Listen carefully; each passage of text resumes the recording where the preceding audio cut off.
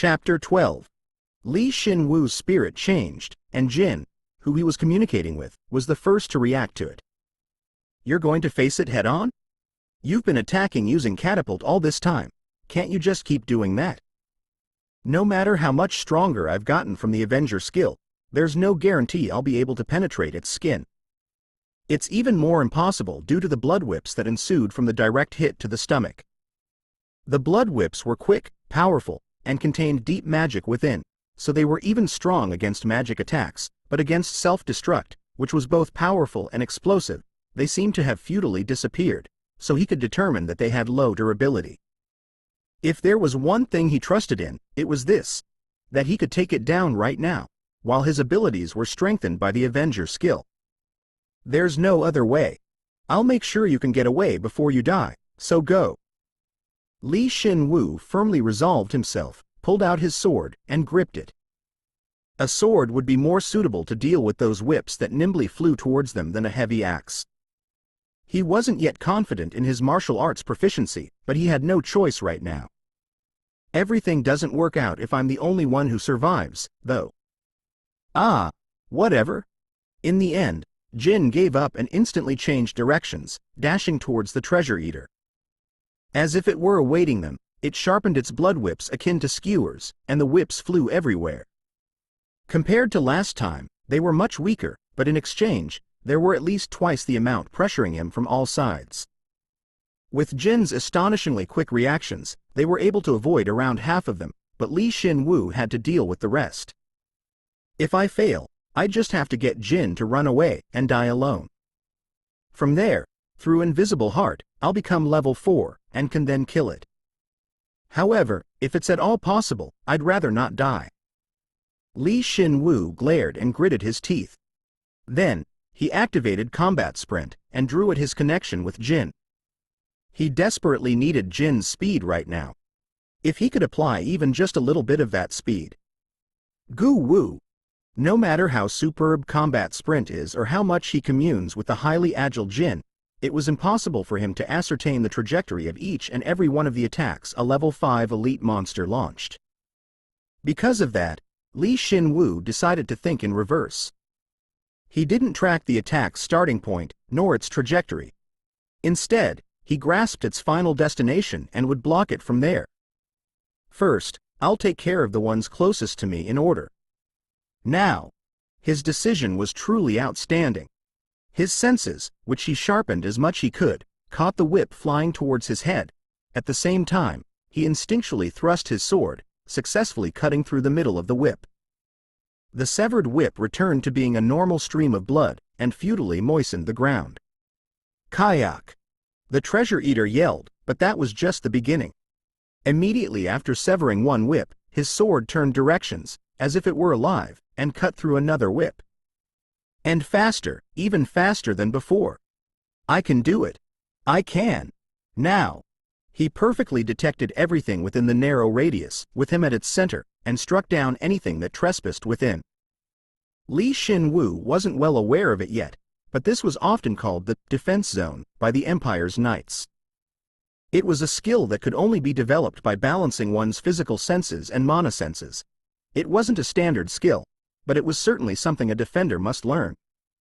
The level of a knight will differ based on the width of this defense zone, so it wasn't necessary to say just how important it was. The low-rank combat sprint skill has become LV9.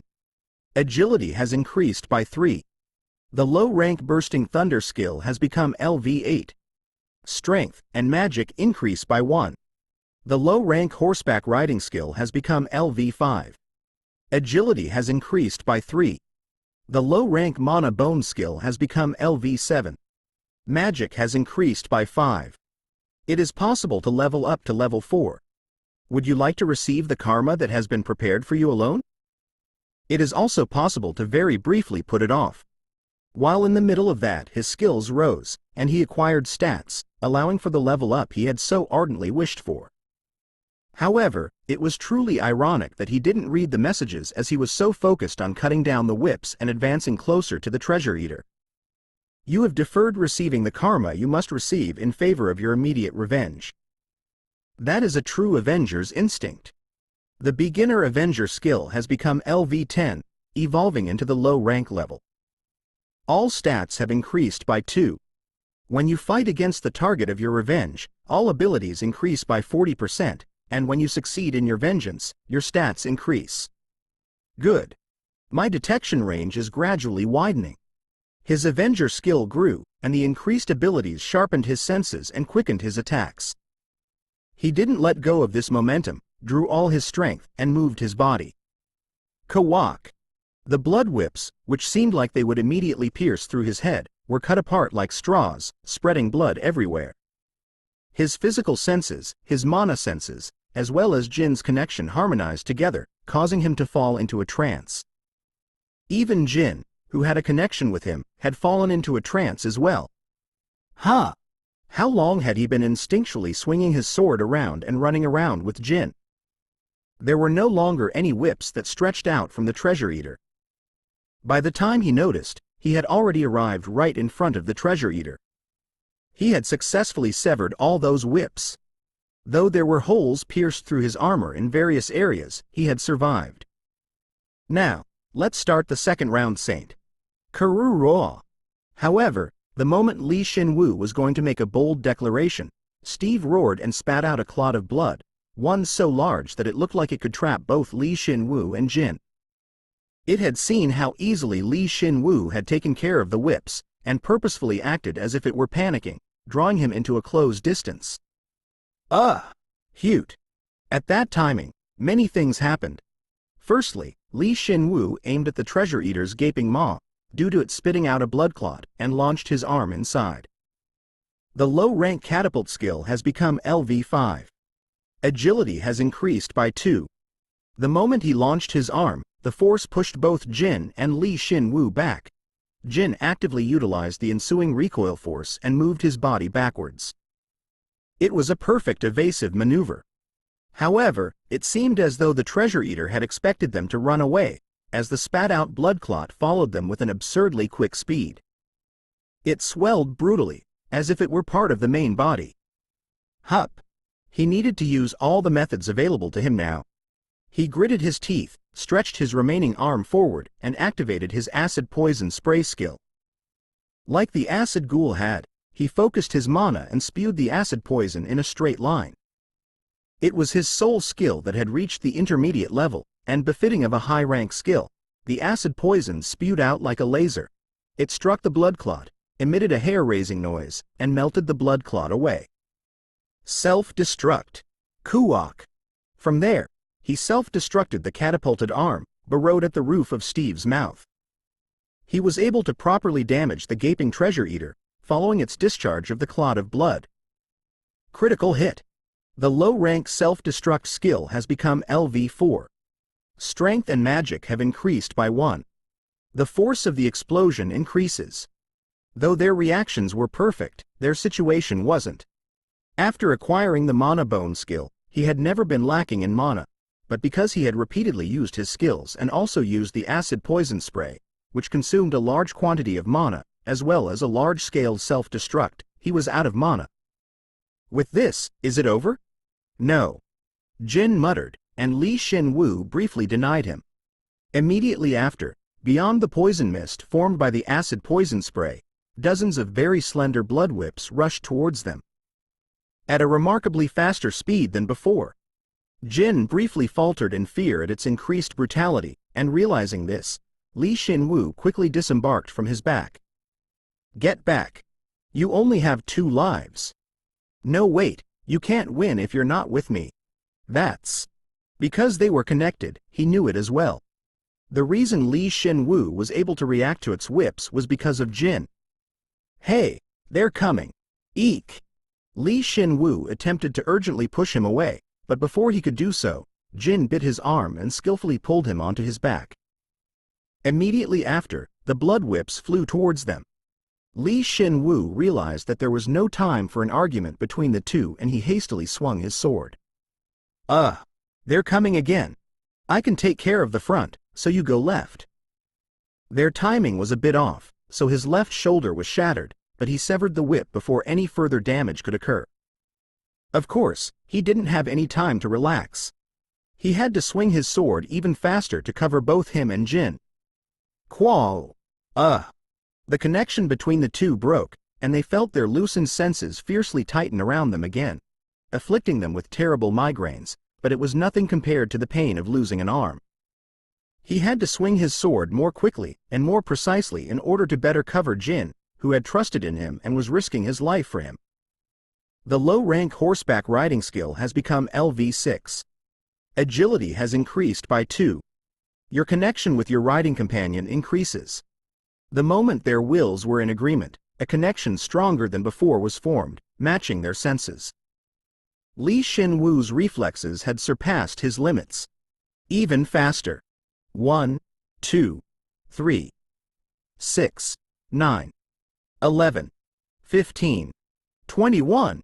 His armor was pierced faster than before, but Shin Woo's sword strikes were gradually catching up to the whip's speed. He was completely out of mana, but because he was, his mana senses became even clearer. He had become extremely sensitive to the surrounding mana, and before the Treasure Eater's whips moved, he perceived the movement of the mana within the whips and was able to move his sword beforehand. The low-rank combat sprint skill has become LV10 and is evolving. You have acquired a horse that will run for you and have given up on you yourself running fast. Instead, you have only trained the techniques which expand your own senses and have exceptionally evolved them. You have acquired the passive skill, Intermediate Combat Sense LV1. Within a limited time and space, you can effectively move and face your enemy. He had no way of knowing how the skill had changed right at this very moment. But he did realize that he had passed over a wall and advanced to the next level. Even if his agility, strength, health, or magic were lacking, it was fine. Perceiving stimuli, moving beforehand, and blocking completed the defense zone. Kawak! The Treasure Eater emitted a final roar, but nothing happened. So long as its technique of controlling blood was a skill, it used mana. Because it had excessively utilized its skill, its mana was empty. The blood whips began to lose their strength and fell to the ground, and the Treasure Eater's wound-filled body was revealed. Its injury from the last self-destruct was especially large. It had lost half of its head, from the bottom up. Its skin had peeled and the ominous rotten flesh underneath was exposed. Kuhawk. If it wasn't for the fact that he was a skeleton, his remaining arm, which he had swung much too fast, probably wouldn't gone numb, and it would have been difficult to swing. However, he was fine now. He was confident that he could swing his sword for 12 more hours.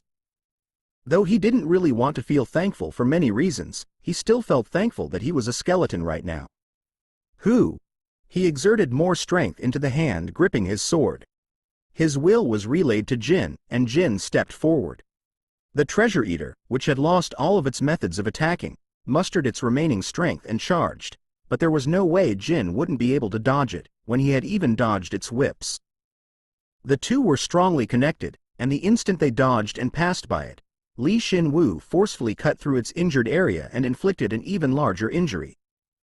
You were after another's treasure, so you're ready to give up your own, right? Steve, who hadn't taken a single step back thus far, emitted a weak sound in front of Shin Woo. If he were to interpret what it just said, it would roughly come out to, do you want to call it a draw, or something like that. Of course, Shin Woo acted like he hadn't even heard it. Then, Steve. Shin Woo, confirming that Steve didn't even have a drop of mana left, naturally switched out his weapon and raised it. The double-handed axe within his hand glowed an ominous dark green. Shall we see where you're hiding your treasure? 5 minutes later, Shin Woo was covered in rotten flesh, bone powder, and blood, and was greeted with a message he had been looking forward to. You have hunted a LV5 Treasure Eater. You have acquired 225,000 perium. You have acquired LV5 Treasure Eater's tailbone. You have acquired LV5 Drake Horn Lance. Though it's possible to change it through bone reinforcement is still lacking, so the change is cancelled. Levels were an absolute standard by which organic and inorganic beings were divided. It was also the standard which discriminated between the superior and the inferior. Because of that, Those who surmount those standards are given an unconventional reward for their efforts.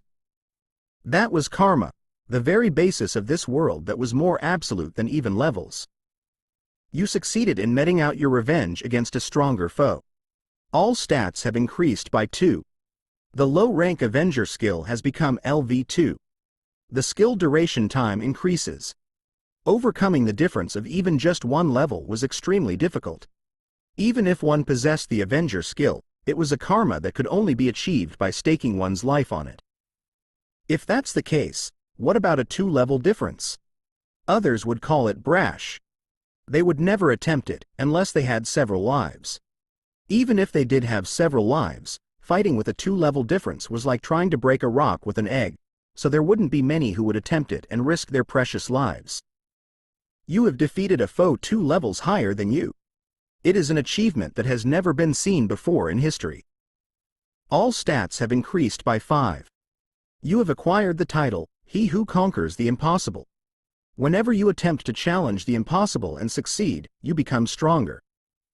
However, what if that egg were extremely tough, and instead of egg yolk and egg white within, it was filled with explosives? What about if that rock was hammered away and cracked? He would achieve each and every one of those conditions, and create a stairway in order to reach that karma step by step. Those rules were everything, and it was truly akin to the way one would think in a game.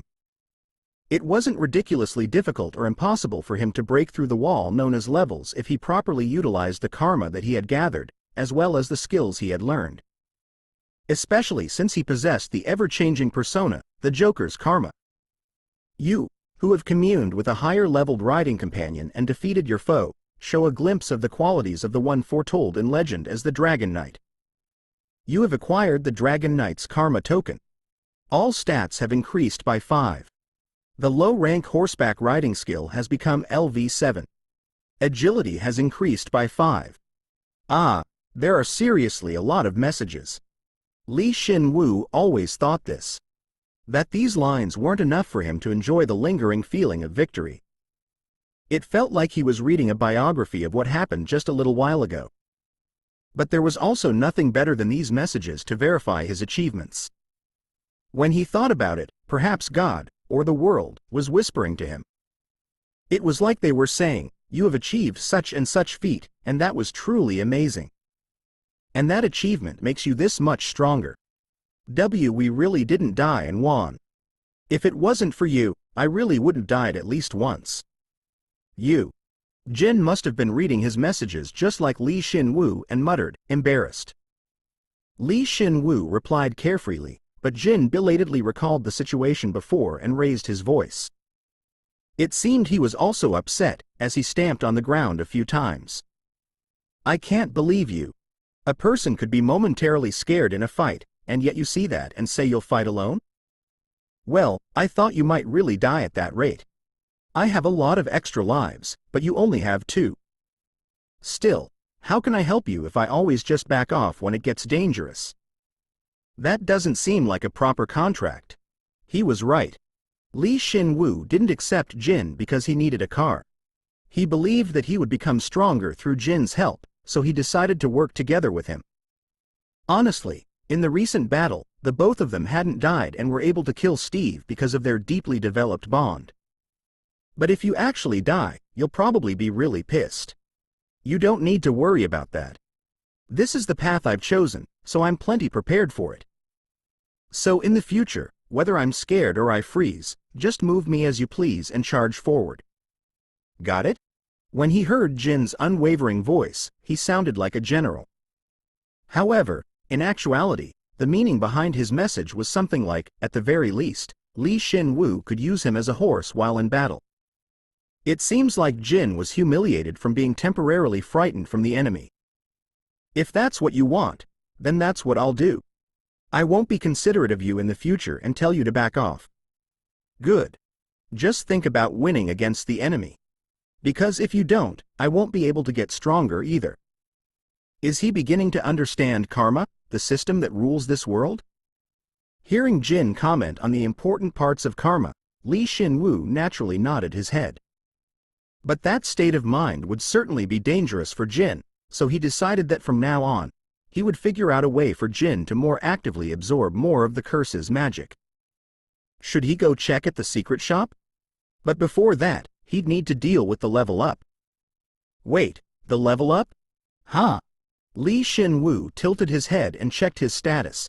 He realized that he had already acquired the qualifications to level up to level 4. When he thought about it, a few of his skills leveled up during the battle, and his combat sprint was even reborn as combat sense, an intermediate level skill. So there was no way his stats hadn't risen over 800. But I ignored it all because I was concentrating on the battle. Was there an easier way to win by any chance? No, there wasn't. If I had acted like I was going to level up, I probably would have been hit and pointlessly die. The level up transformation wasn't as simple as it seemed in manga, where leveling up was as easy as changing clothes for the hero. In terms of the skeleton, Shin Woo, all of his 200 bones would be fundamentally changed, and he would be reborn with a new constitution filled with new mana as well. But to do that while fighting an enemy? He'd probably incur considerable damage or his level up may go wrong. It would be one of the two. Jin, stay back for now. Stay back? Why? You should be fine, but it's just... If he were to say that he absorbed all the bones in his surrounding in the process of leveling up, Jin would probably say he's crazy. Shin Woo thought Jin would figure it out if he saw it himself, shrugged his shoulders, and inspected the loot the level 5 treasure eater had left behind. Though he had caught a glimpse of the message before, he couldn't believe what it said, and the treasure that needed a second inspection was right there. Drake Horn Lance. LV5. Durability. 2. 222,220ths. Attack power. 1,000 to 1,200. Options. Strength plus 30. Health plus 30. Magic plus 10. Effectiveness of charge-related skills plus 40%. Who? Shin Woo interjected as he saw the truly large and lengthy conically shaped lance that lay before him. The level 4 melting bone double axe's power was likewise tremendous, but it seemed like a gentle breeze when compared to this lance. Wow, that looks way too cool. I told you, it's dangerous if you get too close. Though he said it was dangerous, he could understand why Jin careless approached. The charm of this weapon was dimensions apart from the other weapons he'd acquired thus far. Did a one-level difference cause this much of a difference? No, no way. This weapon was special. An item that was worth the treasure eater lugging around in its body. It might even match up to Lightning Tooth, which was imbued with God's power. But if there was a problem to speak of, it was that the weapon's usage was much too limited. The lance was much too large and lengthy for him to lift and swing around. It approached 4 meters in length, and its thickness was considerable as well. It would ordinarily be impossible to wield, unless one was a 3-meter-tall golem. Not to mention, one of the weapon's options was to increase the effectiveness of charge-related skills. In other words, it was utilized by forcefully charging at the enemy and landing a single strike on one's target. It was a siege weapon dedicated to this single strike. This should be important in the future, since you're here too, Jin. If you wielded this weapon, I don't feel like I'd feel very frustrated, even if you rode on my back. Shin Woo imagined himself riding atop Jin and charging at a castle wall, lance in hand, and just laughed. If he excluded the fact that the knight was a skeleton, the horse was a skeleton, and even the weapons and armor were bones, it was something that came straight from a fairy tale. I hope you endure within my inventory until that time comes. Shin Woo carefully opened his inventory and placed the lance inside. Of course, he likewise placed his axe, sword, helmet, armor, and lower body armor inside. Seeing Shin Woo suddenly giving him a nude body show, Jin was appalled. Why the hell are you suddenly stripping? Whether I wear them or not, I'm just bones, so who cares?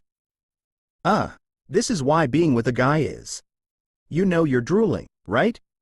He placed all his equipment into his inventory and took out the weapon trickster's arm bone.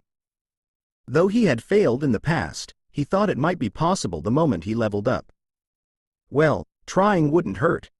Then, should I start with Steve's tailbone? Jin, It might be really dangerous, so stay back. Alright, alright. Let's see how rowdy it gets. He realized that suppressing the evolution to level 4 was actually extremely difficult.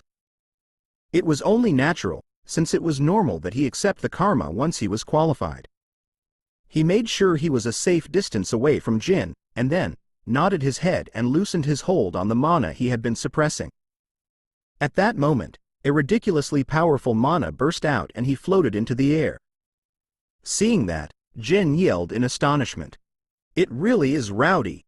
For starters, Shin Woo used the karma tokens he had collected thus far, or more precisely, he absorbed them.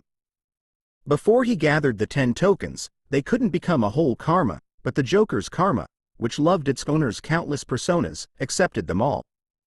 Though he couldn't have another whole karma, Shin Woo would be able to endlessly mimic those karmas almost perfectly.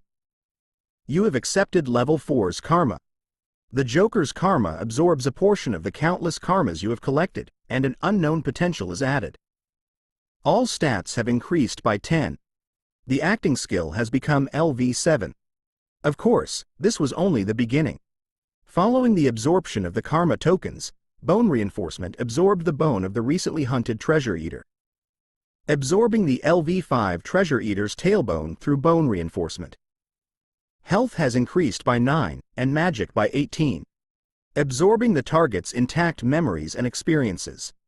Resonating with all the memories and experiences, as well as the standardized skills you have acquired accordingly. The Joker's karma has tied all the chaos into one. The low-rank catapult skill, the low-rank harden skill, and the low-rank self-destruct skill have been absorbed. You have acquired the active skill, Rule of Bone LV3. All stats have increased by 5. The Rule of Bone and low-rank Mana Bone are resonating. The low-rank Mana Bone skill has become LV8. Magic has increased by 4. The mana consumption of Rule of Bone decreases. As a result, the treasure eater's ability of strengthening and manipulating its blood was adjusted for him, and transformed into the Rule of Bone. Shin Woo could manipulate a portion of his body, his bones, just like the treasure eater had with its blood. He even had the ability to target his bones and strengthen them. The catapult skill, which could shoot in every way, was already at its max potential, so as he naturally absorbed the karma, the skill would obviously upgrade. However, Shin Woo hadn't expected that both harden and self-destruct would be absorbed. Wait, so absorbing the skills means that the Rule of Bone skill either includes both the harden ability as well as the self-destruct ability, or it has some sort of latent potential. Truthfully, using those abilities is still possible, and since it actually resonates with the Mana Bone skill, its effectiveness increases. Then does that mean that the Rule of Bone doesn't have any more room for growth in the future? He had his suspicions in other places as well. The Rule of Bone was like the acting skill, Bone Reinforcement, and Invisible Heart, as they likewise didn't have something indicating their rank. From now on, it would either have little room for growth, or it wouldn't grow at all. He couldn't think of it as anything else. In any case, I'm sure it's an amazing skill that exceeds all the skills I gained in the past. Ha! The moment Shin Woo admired the latent potential of the Rule of Bone, tremendous mana burst forth once more. Shin Woo briefly didn't know what was happening, but he soon saw something floating in front of him. Absorbing the LV6 weapon Trickster's arm bone through bone reinforcement. It was none other than the weapon Trickster's arm bone. The arm bone that hadn't reacted thus far radiated light and was finally being absorbed. It wasn't possible for him when he was level 3, but now that he'd acquired the Joker's karma which went beyond the Trickster's and had evolved to level 4, it was barely possible. All stats have increased by 10. You have learned the active skill, Bone Armory LV1. Magic has increased by an additional 5. As expected, it was an outrageous stat increase, befitting of a level 6 bone. Moreover, he gained another rankless skill. This was certainly Weapon Trickster's core ability. However, the instant his 2 eyes gleamed with anticipation, though his eyes don't light up yet, something happened. You have acquired the Weapon Trickster's power, and are accepting all the karma that you ought to have. Ha! He felt as though he had seen this ominous line somewhere before, and Shin Woo trembled. His inventory opened above his head. Shin Woo felt as though all the blood in his body was draining. Though he didn't have any. Wait, don't do this. Please don't. Absorbing all equipment through bone reinforcement. The dire wolf armor, acid ghoul skull helm, grizzly bone leg, as well as the melting bone double axe, the lightning tooth, and the recently acquired drake horn lance all dropped to the floor. And all of them were entirely absorbed by Shin Woo. All the power of your equipment is absorbed into your body. Strength has increased by 90, health by 62, and magic by 45. Agility drops by 5. Through Bone Armory, all equipment has been recorded. You have achieved a suitable karma for becoming a Joker. Unfortunately, because you are still too weak, you have been placed in a trial period, and you must tidy up your abilities. You have become a LV4 Dark Skeleton Joker Apprentice. You can learn the inherent skills from all other karma, and can even train them more quickly. However, you can only learn these skills up to the intermediate level. Currently, the only relevant skills are low-rank Avenger and low-rank Flames of Revenge.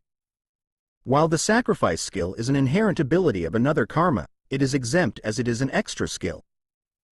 Shin Woo, Dark Skeleton Joker Apprentice. He who conquers the impossible. 2 other titles. LV4. Status Effectiveness 145%. Strength 291, Agility 218, Health 279, Magic 428. Passive Skills.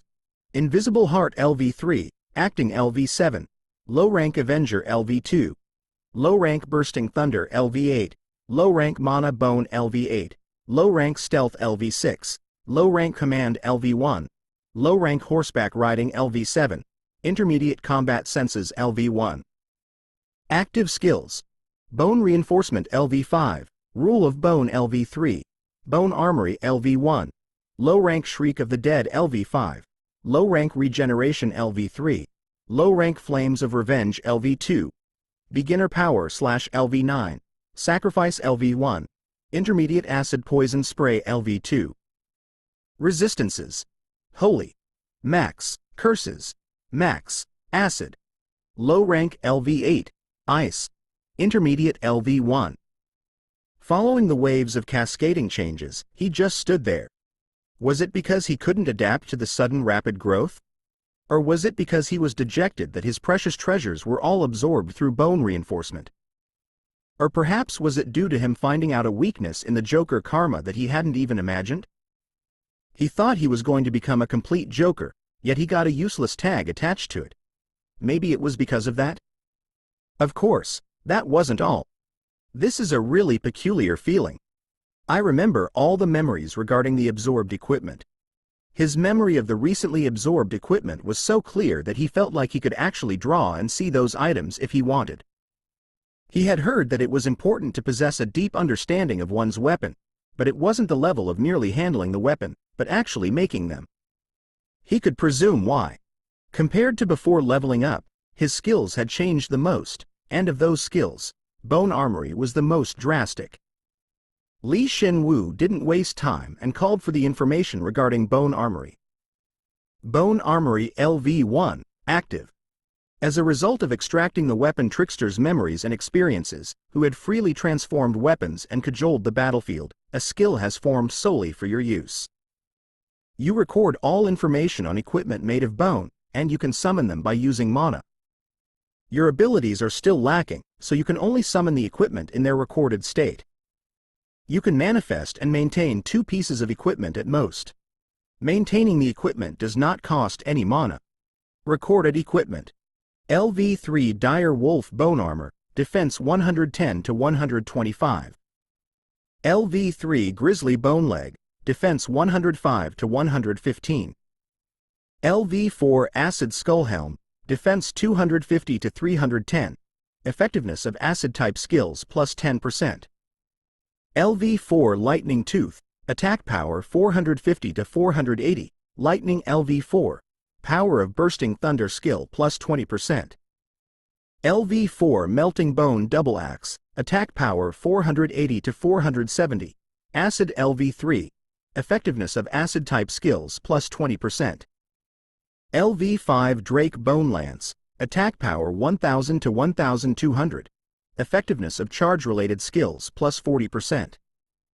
Equipment summoned through Bone Armory cannot be targeted with bone reinforcement. As I thought, Shin Woo was relieved that his equipment wasn't lost forever, but he also realized that this skill wasn't perfect. There were two main problems right now. First, it was impossible to reinforce the recorded equipment any further. Second, because the level of the skill was low, he could only summon 2 pieces of equipment at a time. Considering that he'd need a weapon in a combat situation, he would end up only being able to equip 1 piece of armor. But it's a lot better than completely losing them, so should I just let it go? He felt like hanging himself when he saw the lightning tooth and the drake horn lance being absorbed, so he felt grateful when he learned he would be able to wield them again. Especially since he was able to completely absorb all of their associated stat bonuses. If he leveled up the skill, he would probably be able to summon and maintain more equipment. Shin Woo decided to think about it positively. When he thought about it, he wouldn't need to worry about repairing damaged equipment from now on. Wait a sec. Shin Woo? Shin Woo, are you alright? The concerned Jin approached and asked, since Shin Woo had been muttering to himself since the level-up process began. However, Shin Woo's mind was only focused on one thing, so he didn't even hear Jin speak. Isn't the bone equipment summoned through the bone armory made of bones as well? Plus, they're bones that I've made. If that's the case, then, will they be affected by the rule of bone skill?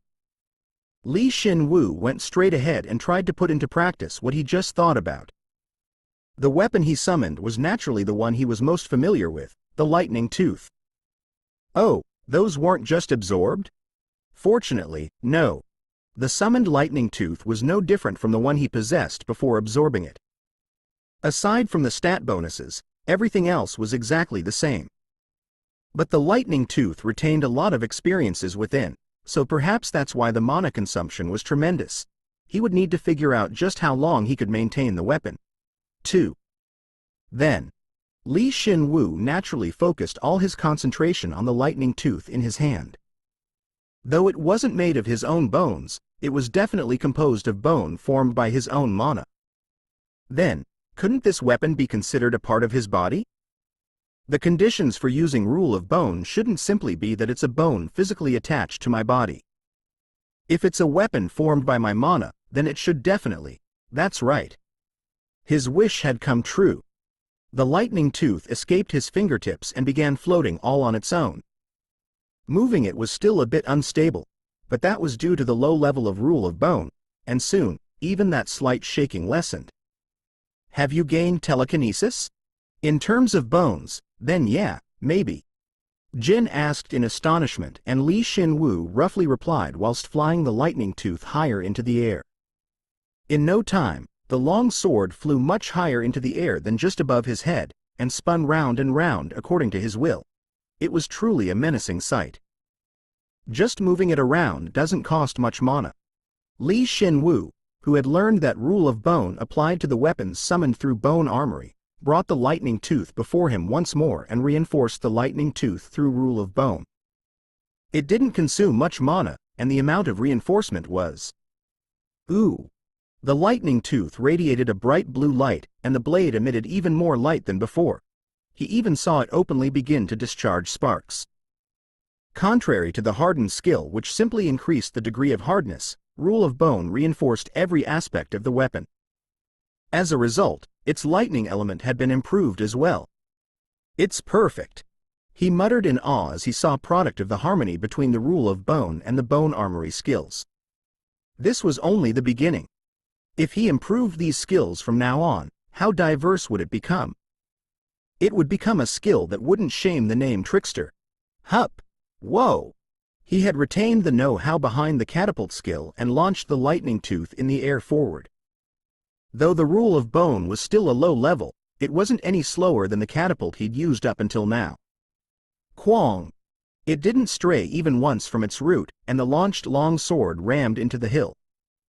The mountain boomed and the impact from the sword ended up destroying a portion of the hill. However, it had lodged so deeply in that he couldn't even see the hilt. Seeing that, Jin suddenly trembled. You're going to do it, aren't you? Yep. I'm going to do it. If another monstrous bastard comes from hearing that sound, you're on your own. Right.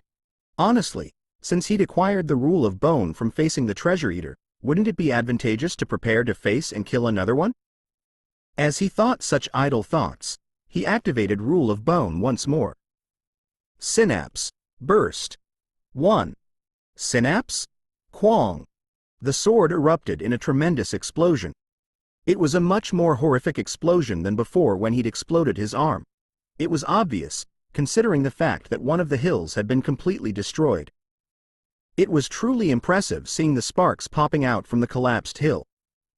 The mana consumption's tremendous. But he had figured out exactly how much it cost. He had only blown up one long sword, but it had sucked up almost all of his mana. Considering the fact that its destructive force was greater than self-destructs, it still felt like an advantageous skill. Hey, couldn't you have killed that caterpillar with one shot of that? Yeah, but if I miss, I would have died in one shot, too. Shin Woo sat down and focused as much as he could on absorbing the surrounding mana. As Jin said, there was always the possibility that a monster heard the boom and would come dashing over, so he needed to replenish his mana in case of a battle. Jin was astonished once again. It's to the point that I feel the flow of the mana being drawn to you. It's because my mana affinity naturally went up as I leveled up. That was only natural. As he leveled up to level 4, his stat effectiveness increased by another 20%, his magic stat included. Especially since his mana bone skill was strengthened by rule of bone. His mana recovery rate had increased by about 1.5x compared to before. That meant it wasn't impossible to feel the flow of mana as if it were the wind. You've just become level 4, but how much are you? He had completely destroyed a hill with one skill and could swiftly replenish that mana. Because of Shin Woo's achievements, Jin couldn't believe that Shin Woo was a hero at the same level as him, and just stood dumbfounded. The more you level up, the more your stats are amplified. It's probably even higher at level 5 or level 6. If I'm at this level, then my seniors, the other undead, and especially the named undead are.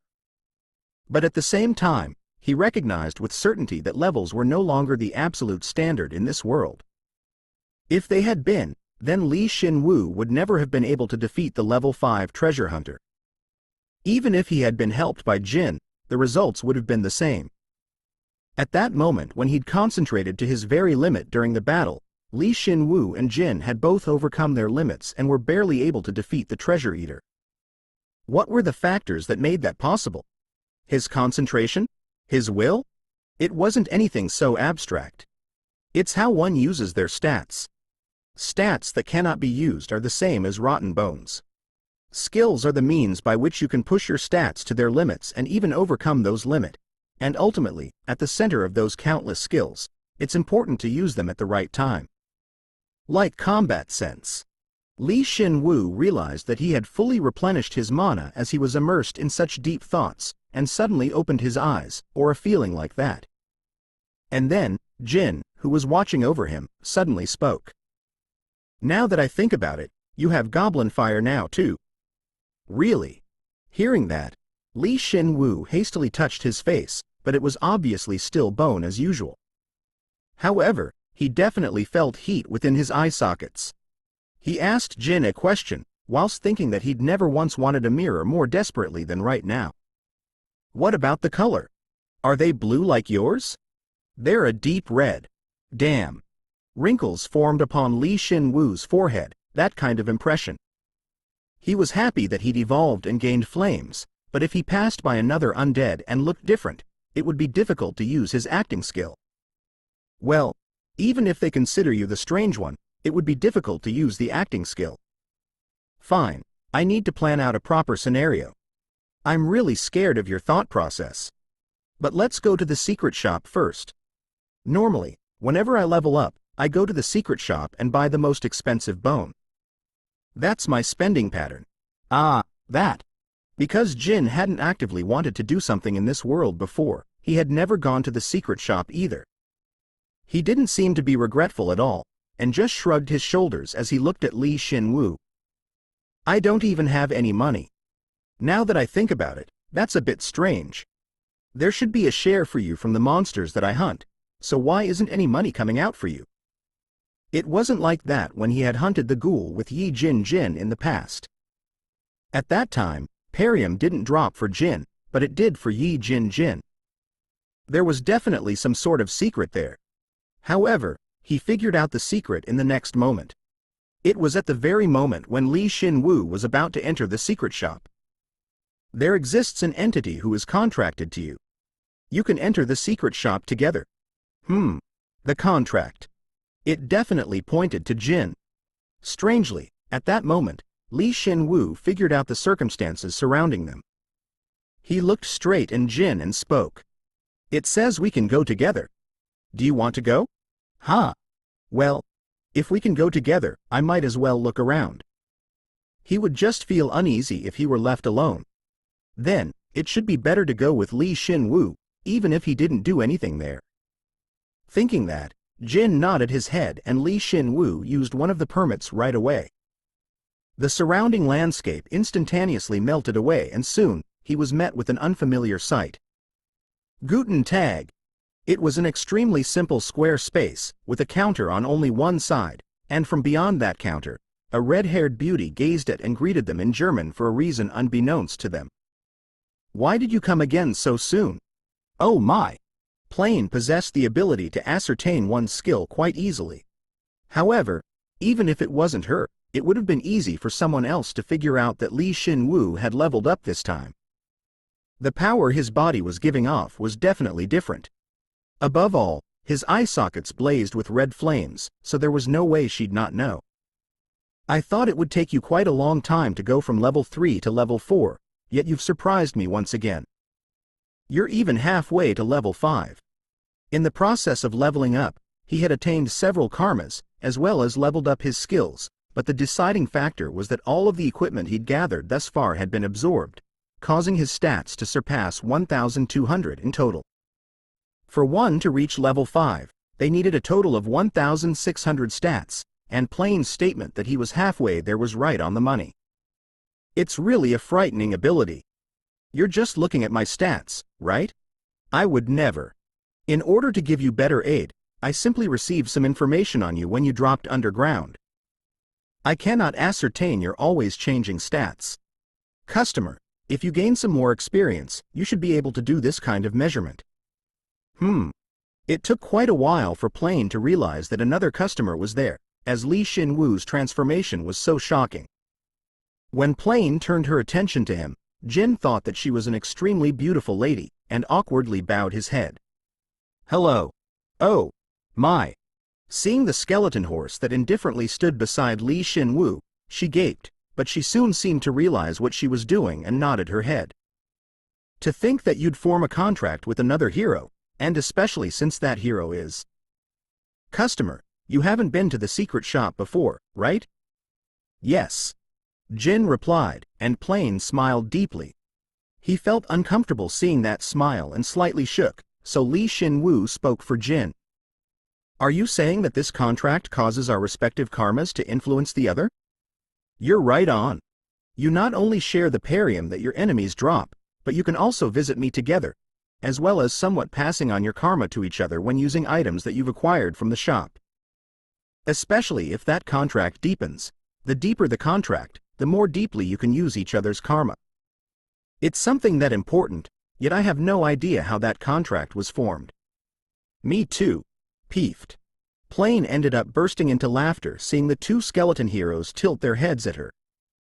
It was a rare spectacle, even though she was the one who managed the secret shop. She laughed for quite a while, putting aside the two sullen-looking heroes, then barely managed to begin explaining. There are a few bonds that closely tie two people together in this world. Of them, a contract is the most sacred and deepest bond. Therefore, one needs to possess a skill that can connect the two of you together, and then, mutual consent is required. So you have a rough idea now, right? Aha! He had somewhat expected this, but he was right. Li Shin Woo recollected his bone reinforcement skill and nodded his head. To him, His bone reinforcement was just a reinforcement ability, but to others, the moment he used bone reinforcement on them, a connection would form between them. That had appeared in the form of a contract between him and Jin. Is there any chance that there will be harmful side effects to the target of the contract?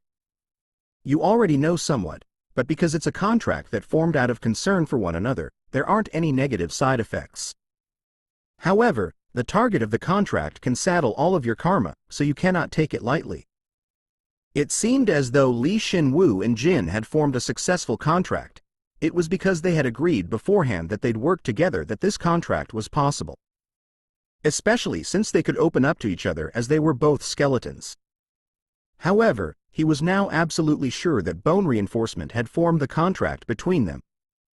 Listening to what Plane had to say, he thought even if he used bone reinforcement on someone else in the future, he would be careful not to form a contract with them.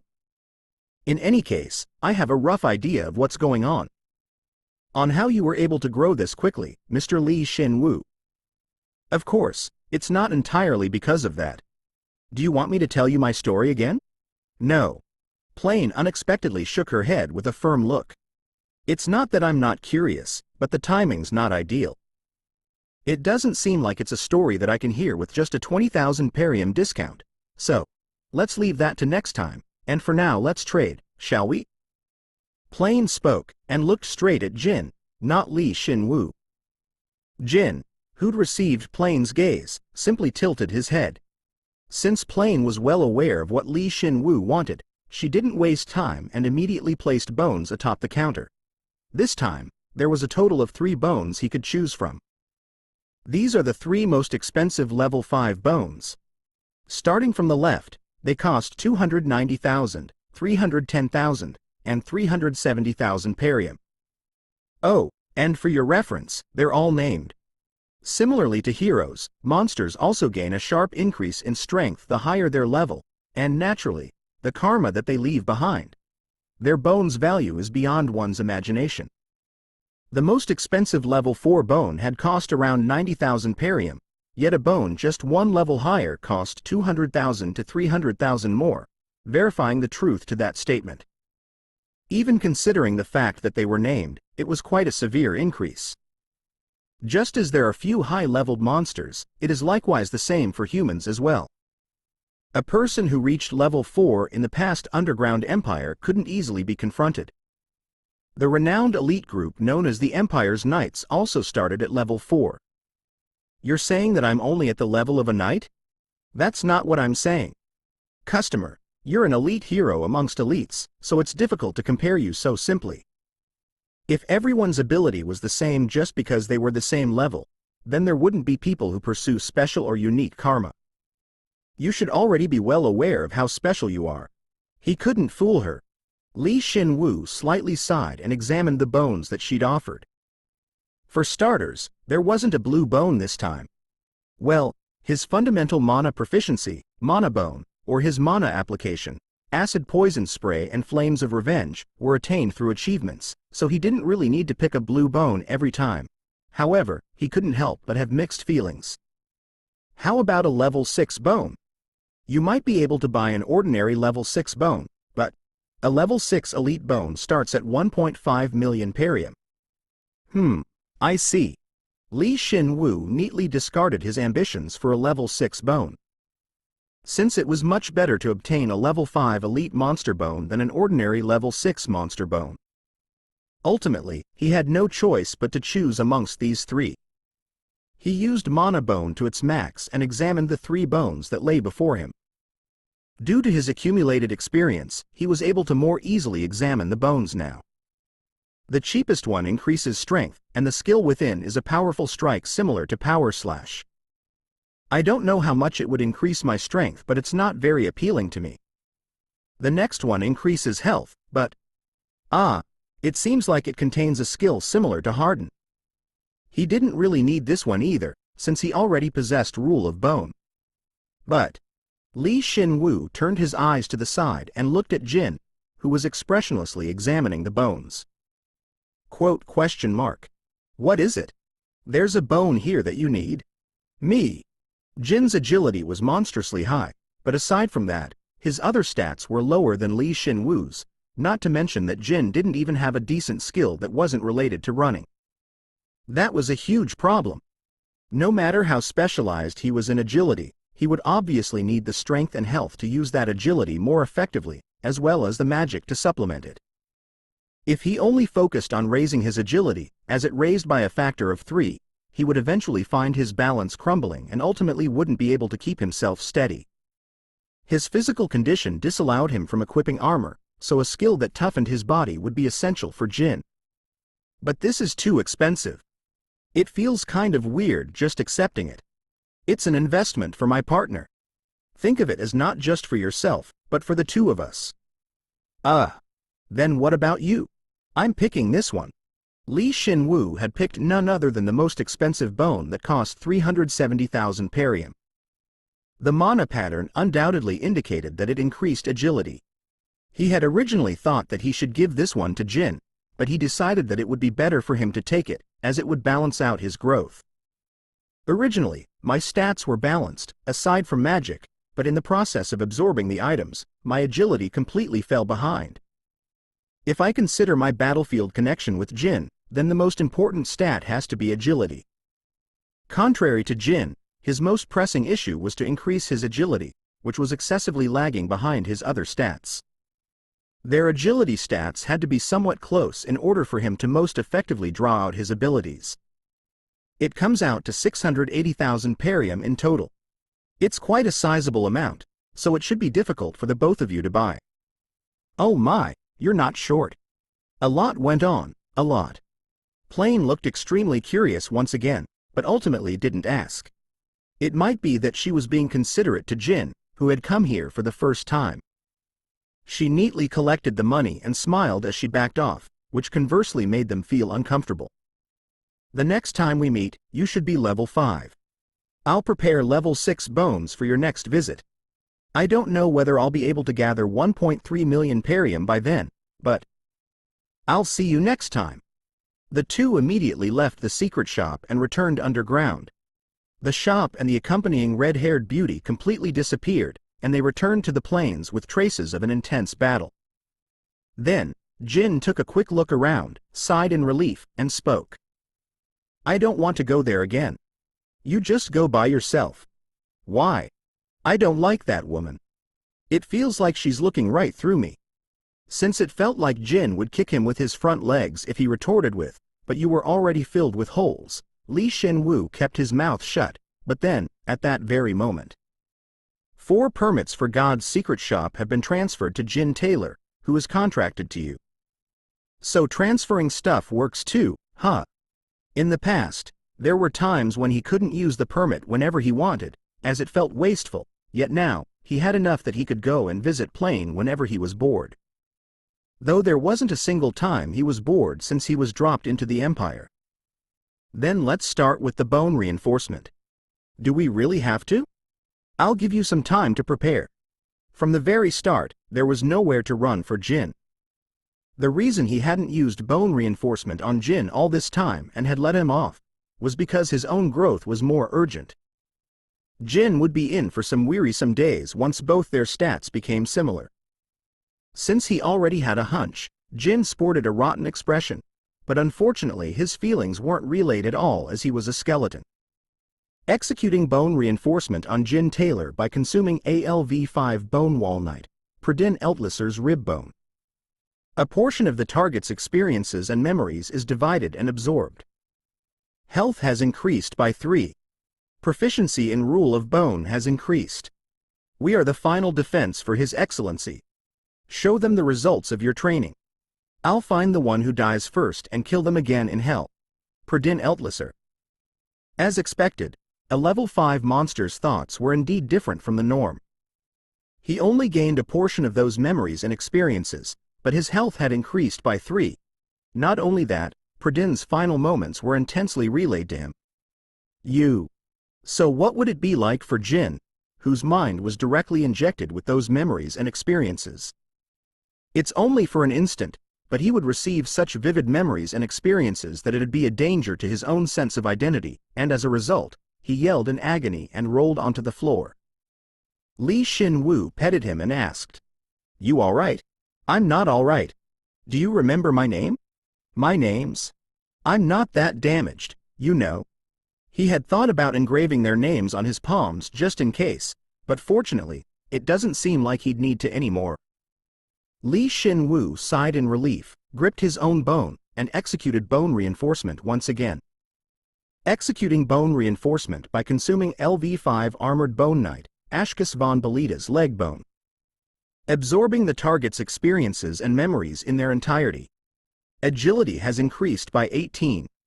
The low-rank horseback riding skill has become LV8. Agility has increased by 4. You're really disobedient. But you'll soon come to like me. There'll eventually come a time where we ride into the battlefield together. Ashkus von Belita.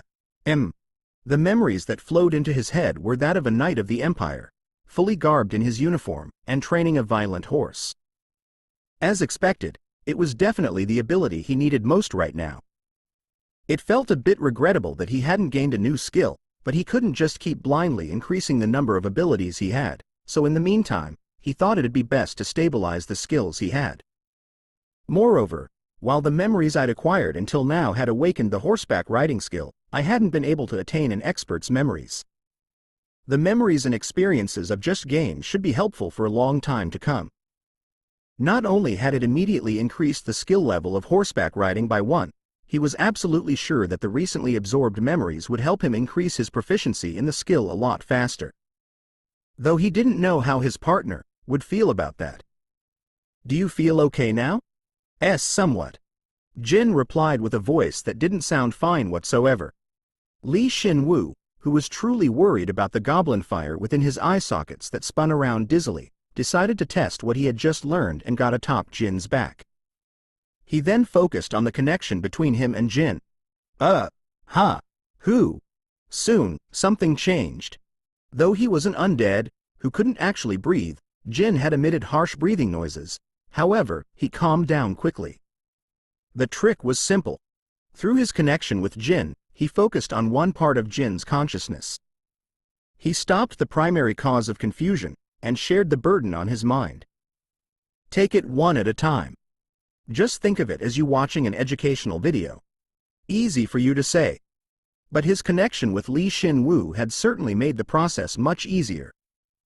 Even as he complained, he followed Li Shin Woo's voice and accepted the memories and experiences. He felt a bit ashamed, but he couldn't tell that to Li Shin Woo, so Jin just endured and endured some more. "I'm really okay now." "Nice.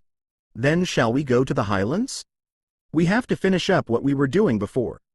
Jin took several deep breaths when he heard Li Shin Woo nod his head and talk. Then, he extended his legs forward.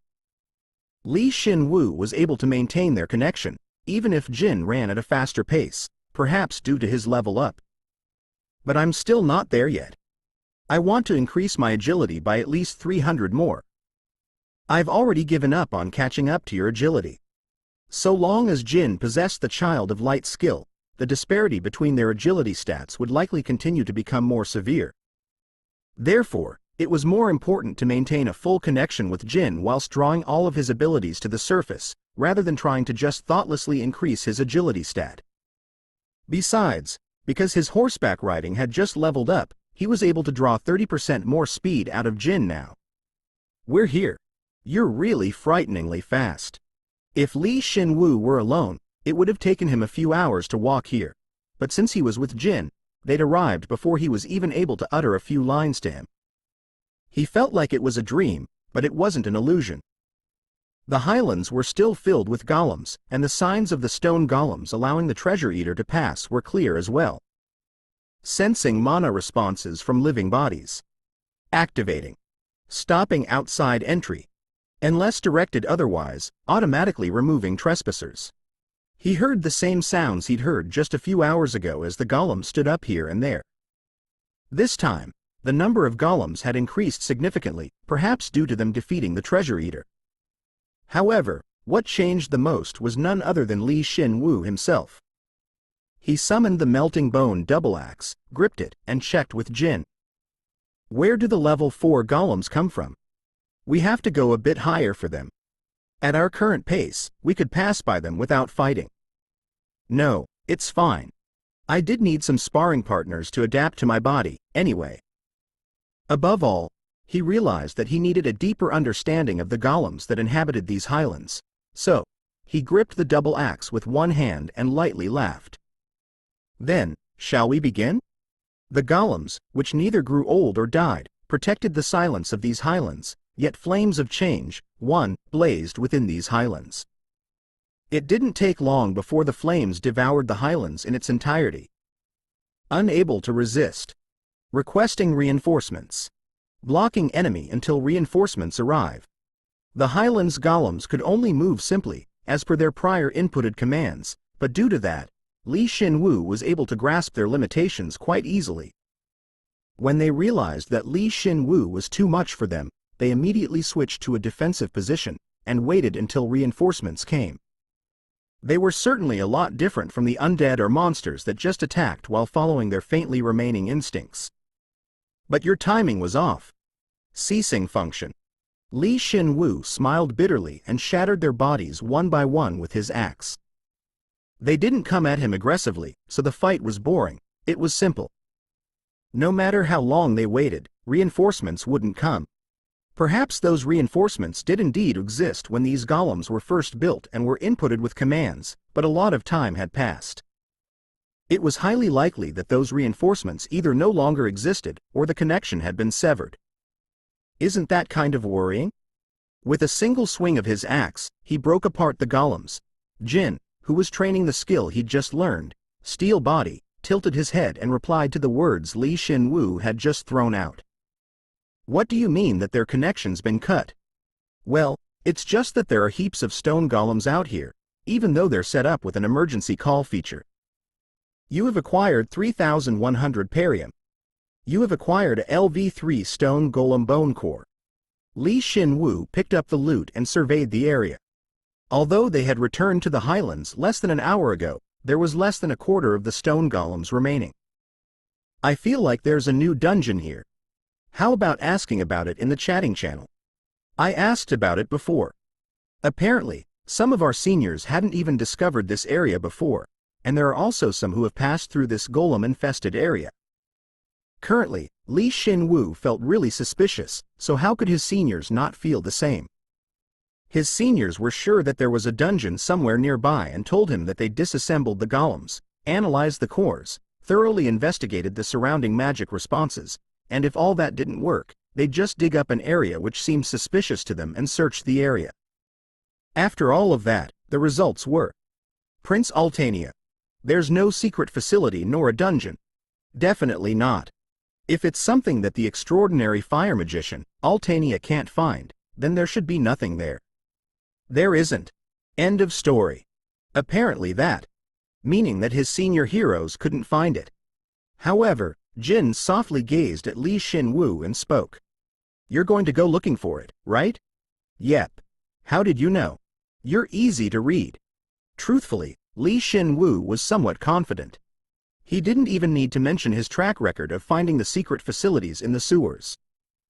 Didn't he have an ability that differed from his seniors? That ability was none other than bone reinforcement. Bone cores. Will you really be able to gain the memories of it from them?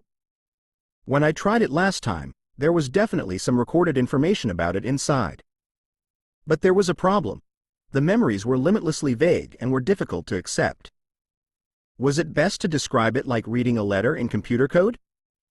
It would be a difficult, long-term war, but Shin Woo was confident. He already had an idea of what part he had to latch onto. I just have to keep absorbing them until I understand. It's not impossible. What exactly were you doing in your own world before all this? I was just a normal salaryman. You're kidding me. If Jin knew how much effort someone had to put in to become a normal salaryman in South Korea, he wouldn't say something like that. Shin Woo just clicked his tongue. While conversing, his hand didn't remain idle. Whenever he discovered a golem, he would immediately dash over to it, break it apart with his axe, or throw his axe. It was only possible because his strength had increased by leaps and bounds after leveling up to level 4.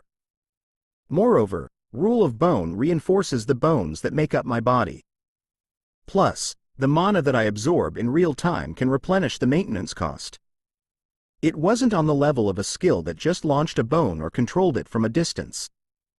Rule of Bone was a cheat skill that would buff anything that was related to bones. The buff wasn't very significant right now, but the higher he leveled the skill, the more he'd be able to make full use of the ability. Maybe he'd acquired a skill that was like the Avenger skill, which allowed him to overcome the limit known as levels. He suddenly felt gracious towards the treasure eater. Have you sorted everything out now? There's nothing else, so. Probably? 3 hours passed. Shin Woo and Jin maintained their incredible mobility and searched the very outskirts of the highlands, all while neatly taking down all of the stone golems. Regardless of where they went, the stone golems would call for reinforcements, but they never appeared. Yet the stone golems in the area adjacent to them wouldn't move. He was absolutely sure by now. Their command system had already completely collapsed. They had either been thrown away or abandoned. If that's the case, then there's only one question left. Why were so many golems left here, when there's nothing even here? It's unlikely that they moved here from where they were originally or that their previous owner told them to move here. There must be something around here that has a deep connection with their last command. He completed his thoughts and raised his head. He hadn't yet absorbed the bone cores that he'd collected. Before he absorbed the bone cores, he studied them to confirm they'd have an effect on him. It's likely that if he collected more bone cores, the outcome would be even greater. So if we go to the centermost area, you're saying that level 4 golems will appear, huh? That's true, but they seemed really rusty. Apparently, they were called bronze golems. The bronze golems came after the stone golems. Based on the sequence of these names, wouldn't a level 5 named Elite Iron Golem appear? Shin Woo felt slightly excited and entered the middle of the highlands. Ceasing function. You have hunted a LV4 bronze golem. You have acquired 5,120 perium. You have acquired a reinforced autonomous defense type core. The reinforced autonomous defense type core has transformed into the reinforced autonomous defense type bone core. The bronze golem was definitely a lot sturdier and heavier than a stone golem, to such an extent that they could certainly boast that they were level 4 monsters. Though each of their strikes were powerful, they hadn't been maintained over a long period of time, so just like Jin said, they were rusted. Eliminating. Trespasser. They're seriously so slow. Ceasing function. And while they were more powerful than stone golems, they were that much slower than them as well. It actually felt like it was easier to kill the bronze golems than the stone golems. What's worse, the stone golems' bodies were composed of bronze, so they couldn't pick up nearby rocks like stone golems and use them to heal their bodies, and because of that, they couldn't bombard them like the stone golems had either. Hup! I can feel the recoil. Endure with steel body. This is all training, too. Let's go again. Shin Woo struck once, or even twice with his axe at maximum strength. Because their bodies were so damn tough and thick, his weapon would eventually get worn, but when his weapon became unusable, he would explode it and summon a new axe. Shin Woo was gradually starting to like Bone Armory more and more. And at the same time, the Bone Armory skill has become LV2. Health and magic has increased by 3. The number of equipment you can create and maintain has increased to 3. Nice. When Shin Woo saw that line of text, he immediately summoned the Dire Wolf Bone Armor and equipped it. If he just increased its level by 1, he would probably be able to equip his lower body armor again. Jin said it was better if Shin Woo's lower body was covered instead of his upper body, but he completely ignored him. There was no naked or not naked for skeletons. This way, kids. Eliminating. Trespasser.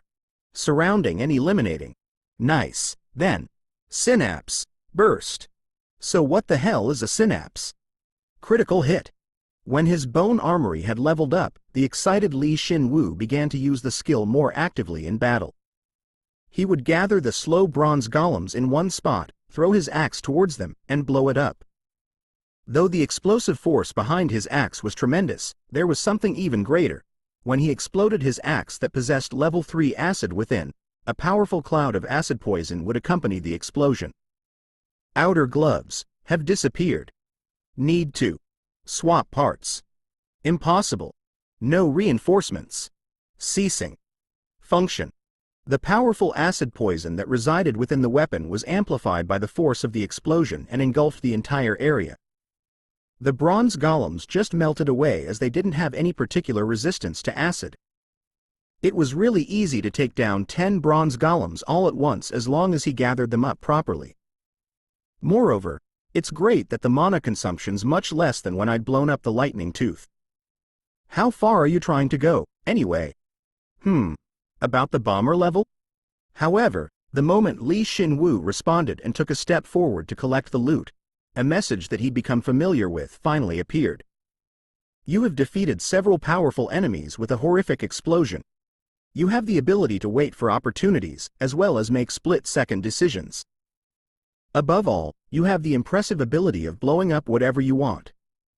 You have acquired the Bomber Karma token. Strength and magic have increased by 5. The Joker Karma absorbs the Bomber Karma token. I'm speechless. It's not like I did anything spectacular. Are you saying that on purpose to make me feel shameful? Shin Woo smiled bitterly in response and collected the rest of the loot. However, the moment that the bone cores in his hand overlapped, it seemed as though his skill had misunderstood his intent and this message popped up. Would you like to reinforce the Reinforced Autonomous Defense Type Core by consuming a Reinforced Autonomous Defense Type Core? Then, he suddenly had an idea. A great hint had appeared that could topple this current situation. Normally, bone reinforcement would either consume a piece of bone or bone equipment to either reinforce his own bones, or reinforce his bone equipment. While he had thought that he could use them to reinforce his bones or his bone equipment, he hadn't thought that he'd be able to use the bone cores on each other and reinforce them. Would it be better to bet on this, or not? Shin Woo was conflicted. Of course, he was familiar with how a piece of equipment would transform when reinforced to +10, but what about cores? There was a chance of failure, so he wondered whether he should use them separately, or combine them. Would there be some sort of new quality to the fused core? He had thought intensely for just a brief moment, but at the end of it he nodded his head. Let's take our chances. It was a decision that was very much like him, as he had never been let down from operating based on his intuition ever since he'd come to this world. But now wasn't the time. He needed to investigate further into the Autonomous Defense Type Bone Core and the Reinforced Autonomous Defense Type Bone Core, and he also wanted to try absorbing a few more of them. After that, he'd start his Bone Core reinforcement plan in earnest. All right, Jin. Let's go a bit faster. I've always been running at full speed ever since we've met. Hearing Shin Woo, Jin just briefly sighed and complied, increasing his speed. He'd already decided to help Shin Woo, and he also didn't hate going faster. His proficient kiting skills steadily gathered the bronze golems in the middle of the highlands. If any heroes who could use magic saw them, they would all feel jealous of his ability to gather mobs. That ability was beginning to bear fruit on the outskirts of the Empire. Chapter 13. Resistance. Impossible. Requesting reinforcements. Code unrecognizable. Reporting to command. Failed. Reporting to codename AS. The bronze golems spoke similarly to the stone golems, yet said something different after Shin Woo had broken all but the last 2 into pieces of bronze. No answer. Retrying. Reporting to codename AS again. No signal. Wait a sec. AS? The codename is a service center? 1? Shin Woo vacantly listened to the golems, and right as he was about to ready his finishing blow, he heard their strange remarks and stopped his axe. Jin then spoke. They said they had no signal, right?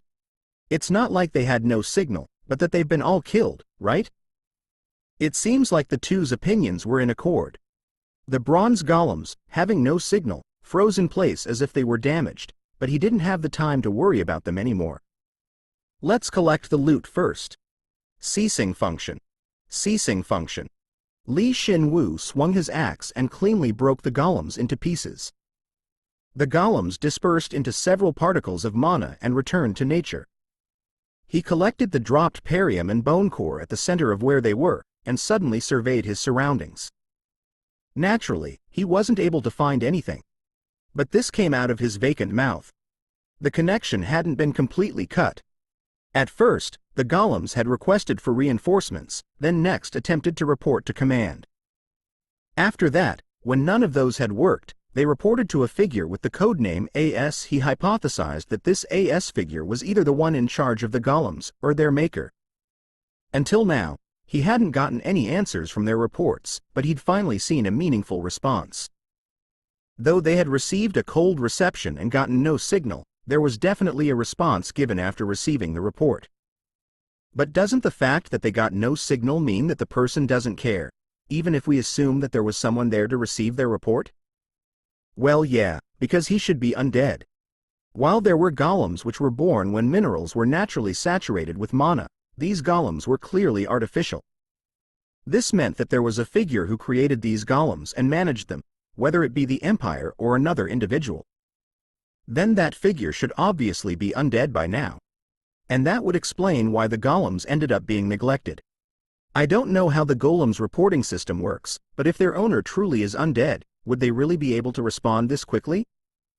Not all of the undead are stupid. If we exclude a high-leveled undead's hatred for the living, their intelligence isn't much different from a living person's. Seems that way. But if they're that smart, wouldn't they have called these golems and used them? That's true. At that point, they were left in the dark. Shin Woo and Jin stopped acting like Sherlock Holmes when it didn't even fit them, and decided to continue doing what they had planned to do. That was to try reinforcing a bone core. All right, I've chosen this one. Shin Woo chose the bone core that belonged to the final bronze golem, and placed its reinforced autonomous defense type bone core onto the floor. Seeing that, Jin asked, "You're not actually going to use all the other bone cores on that one, are you?" "Yeah, I am. There's not enough information in the stone golem's cores, and they've been severely damaged, so there's barely any value to them. Sacrificing them is a much better option." It was something he'd roughly been able to figure out as he examined his own mana and absorbed the cores through bone reinforcement. Though it wasn't possible to understand how the core's activation mechanism worked indirectly, he was able to figure out a way to approach this directly. Honestly, that was amazing enough. The bronze golem's cores are in better condition, but if I were to absorb them one by one, it would take a long time to add up all the information together. If you use reinforcement, will you be able to restore the damaged information? In my opinion, yeah. I guess there's only one way to find out. If he was able to restore the information within the reinforced autonomous defense type core through reinforcement, he wouldn't need a lot of them, and he would be able to figure out the secret that these golems held. If he was lucky, he might even be able to figure out the secret behind the codename AS2 with this one core. At least, that's what Shin Woo thought. Then, bone reinforcement. Shin Woo executed bone reinforcement and used one bone core to reinforce the other. Though their levels were different, his skill activated without any problems. It was all fine and dandy until the activation, but bone reinforcement has failed. I have a bad feeling about this. No, we can do it. Don't believe in yourself. Believe in me who believes in you, too. He didn't know if it was because Jin trusted in Shin Woo, who in turn trusted in him, but the next attempt succeeded. They rejoiced, but Shin Woo soon assumed a serious expression upon examining the information. Reinforced autonomous defense type core. Original core synchronization rate, 13.2%. I haven't seen that before. Shin Woo expected for there to be a +1 behind the bone core, but he was wrong. Instead, it indicated a synchronization rate with the original core, something that seemed slightly large scale. It's likely that if the reinforcement was successful, this value would increase. That's when Jin asked the key question. What about the amount of information? It's been restored. It was only a small amount, but a portion of the damaged area was indeed recognizable again.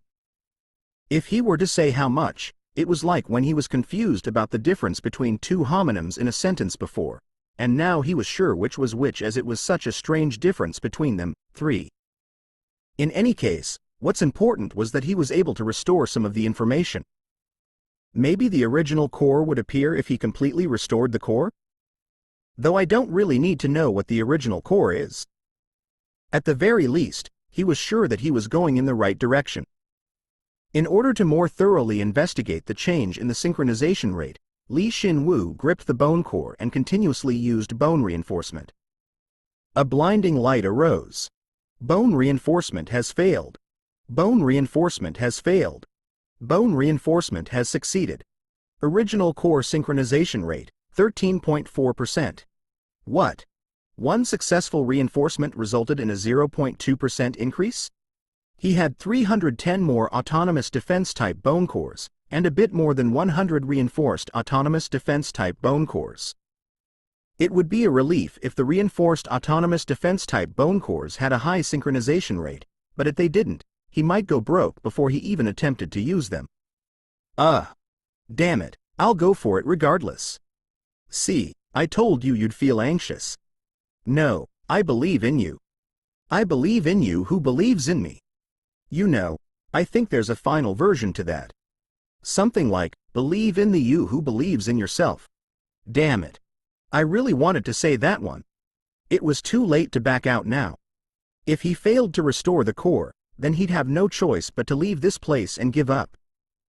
With a heart of iron and blood, Shin Woo prepared himself to lose everything and continued with the reinforcement. Because he had used bone reinforcement a countless number of times, its speed was at least reliable. Bone reinforcement has failed. Bone reinforcement has succeed. Fail. Fail. Succeed. That's how more than 310 bone cores, as well as the reinforced bone cores, became scarce. In their place was a single bone core that seemed to weakly radiate light, but he might have been imagining things. Reinforced autonomous defense-type bone core. Synchronization rate, 99.9%. Why the hell did it have to be 0.1%? There aren't even any golems left. No, it's fine. Can you use other bone equipment to reinforce it by any chance? Jin asked reasonably, and Shin Woo firmly shook his head. Cores can only be reinforced with other cores. Probably. Get straight to the point. I'm saying that the reinforcement's already finished. Shin Woo propped up the core, which he'd completed by using most of the golem's cores in the highlands, with both hands. Now, Jin could see it too. The geometrical pattern that covered the bone core. But I can't tell what it says at all. I'm sure. You're really pissing me off. If Shin Woo hadn't absorbed a few bone cores prior to this, he wouldn't have been able to make sense of it either. However, in the process of repeatedly utilizing bone reinforcement, he meticulously examined the restored patterns and analyzed the mutual exchange of mana amongst them. Now that the core was finished, he knew what state the bone core was in, and what kind of item this restored core was. He calmly gripped the core and emitted his mana. The mana saturating his body flowed and wrapped around the core. The core, which emitted a delicate golden light, was soon dyed completely in a reddish mana. Now that he thought about it, once he hit level 4, his mana had changed into a dark red light. The bone original core has been completed. You require more materials to manufacture golems. You can analyze the core in order to figure out what materials you need. Hute. A smile naturally formed on Shin Woo's face. Jin was relayed the message through their contract and spoke with a disbelieving look. You can make golems with that? Yeah. Though I'll need a lot more stuff in the future, that information's also stored inside the core. Everything regarding the golems is assembled inside the core, so I know where they were originally made, what additional materials I need to make them, as well as what characteristics and types there are. Oh. I really have no idea what you're talking about. I'm saying that if I just absorb this core, I can learn about the golems here, as well as all the information regarding them. Think it is as their place of origin. Oh. As expected, it seemed like Jin wasn't very bright as he was naturally talented in sprinting. Therefore, Shin Woo gave up on getting him to understand, and gripped the bone core one more time. Originally, it was probably a core used to manufacture powerful golems, but to him, it was just an appetizing wonder drug. This was the fruit of high-level magic engineering that contained the method of controlling golems, as well as the corresponding information on golems neatly organized within. Bone reinforcement. By consuming the bone original core, your entire body is reinforced. All stats have increased by 10. Acquiring all the information and memories within. At that moment, a tremendous amount of information pushed into his brain, causing him to fall to his knees. It wasn't even like this when he acquired the weapon trickster's arm bone.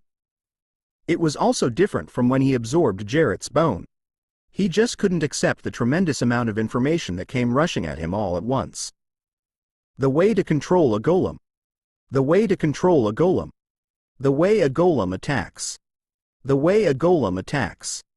The way to gather and release mana. If I just follow this as is, I could become a golem myself. Of course, that should be impossible, but just by understanding the fundamental ways by which a high-leveled golem moved, Shin Woo's knowledge of magic and martial arts skyrocketed.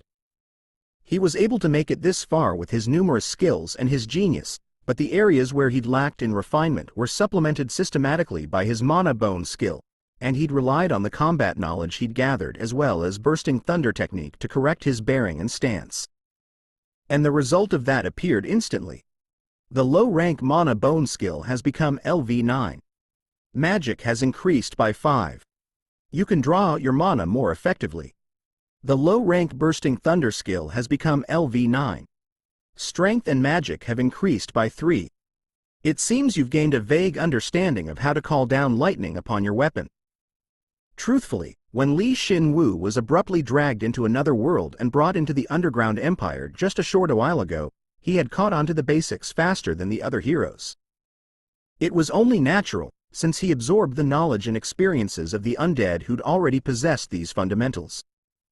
However, he couldn't give himself a perfect score, since most of the enemies he'd fought were low-leveled undead. However, that changed when he absorbed the bone original core. The low-rank stealth skill has become LV8. Agility has increased by 7. You can now hide your movements more naturally than before. The intermediate combat sense skill has become LV2. Agility has increased by 5. Your dynamic visual acuity has grown. He possessed an exemplary balance that he couldn't even find in the many individuals in his memories, as well as the know-how of how to handle magic. While it seemed like that's all that happened, most of his skills had also increased in level. It wasn't an exaggeration to say that he went through an overwhelming growth the moment he got a handle on the basics. Using this core to make a mass-produced type golem? What a waste. However, that wasn't the end of it. He accepted all the information regarding the golems, and the panting Shin Woo came to the second wave of information. It was a memory detailing the instant the original core was born. The copies of the core are deteriorating. It might be possible with that. Do we really have to go this far? I don't think we really need to hide our identities. It's impossible for the egoless core to possess memories, but as he raised his level, as well as the level of his bone reinforcement, Shin Woo was ultimately able to see the memories of related individuals as well. This is all for the Empire. Arama Steelworker. We have all gathered under your name.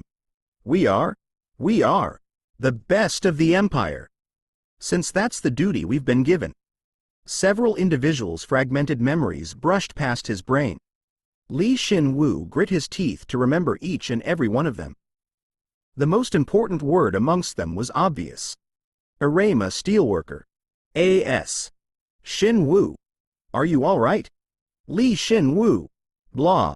He knew nothing would come out, even if he vomited, yet he still attempted to do so, and roughly breathed out. It was something he retained from his days as a human being. Repeatedly doing so calmed him down and was certainly effective, though it could just be a placebo. Get a hold of yourself, Shin Woo. I'm okay. There was way too much information coming in all at once. Which means that it was also that helpful to me as well. Shin Woo raised his front foot, slightly pushed aside Jin, who had been hitting him wildly, and replied.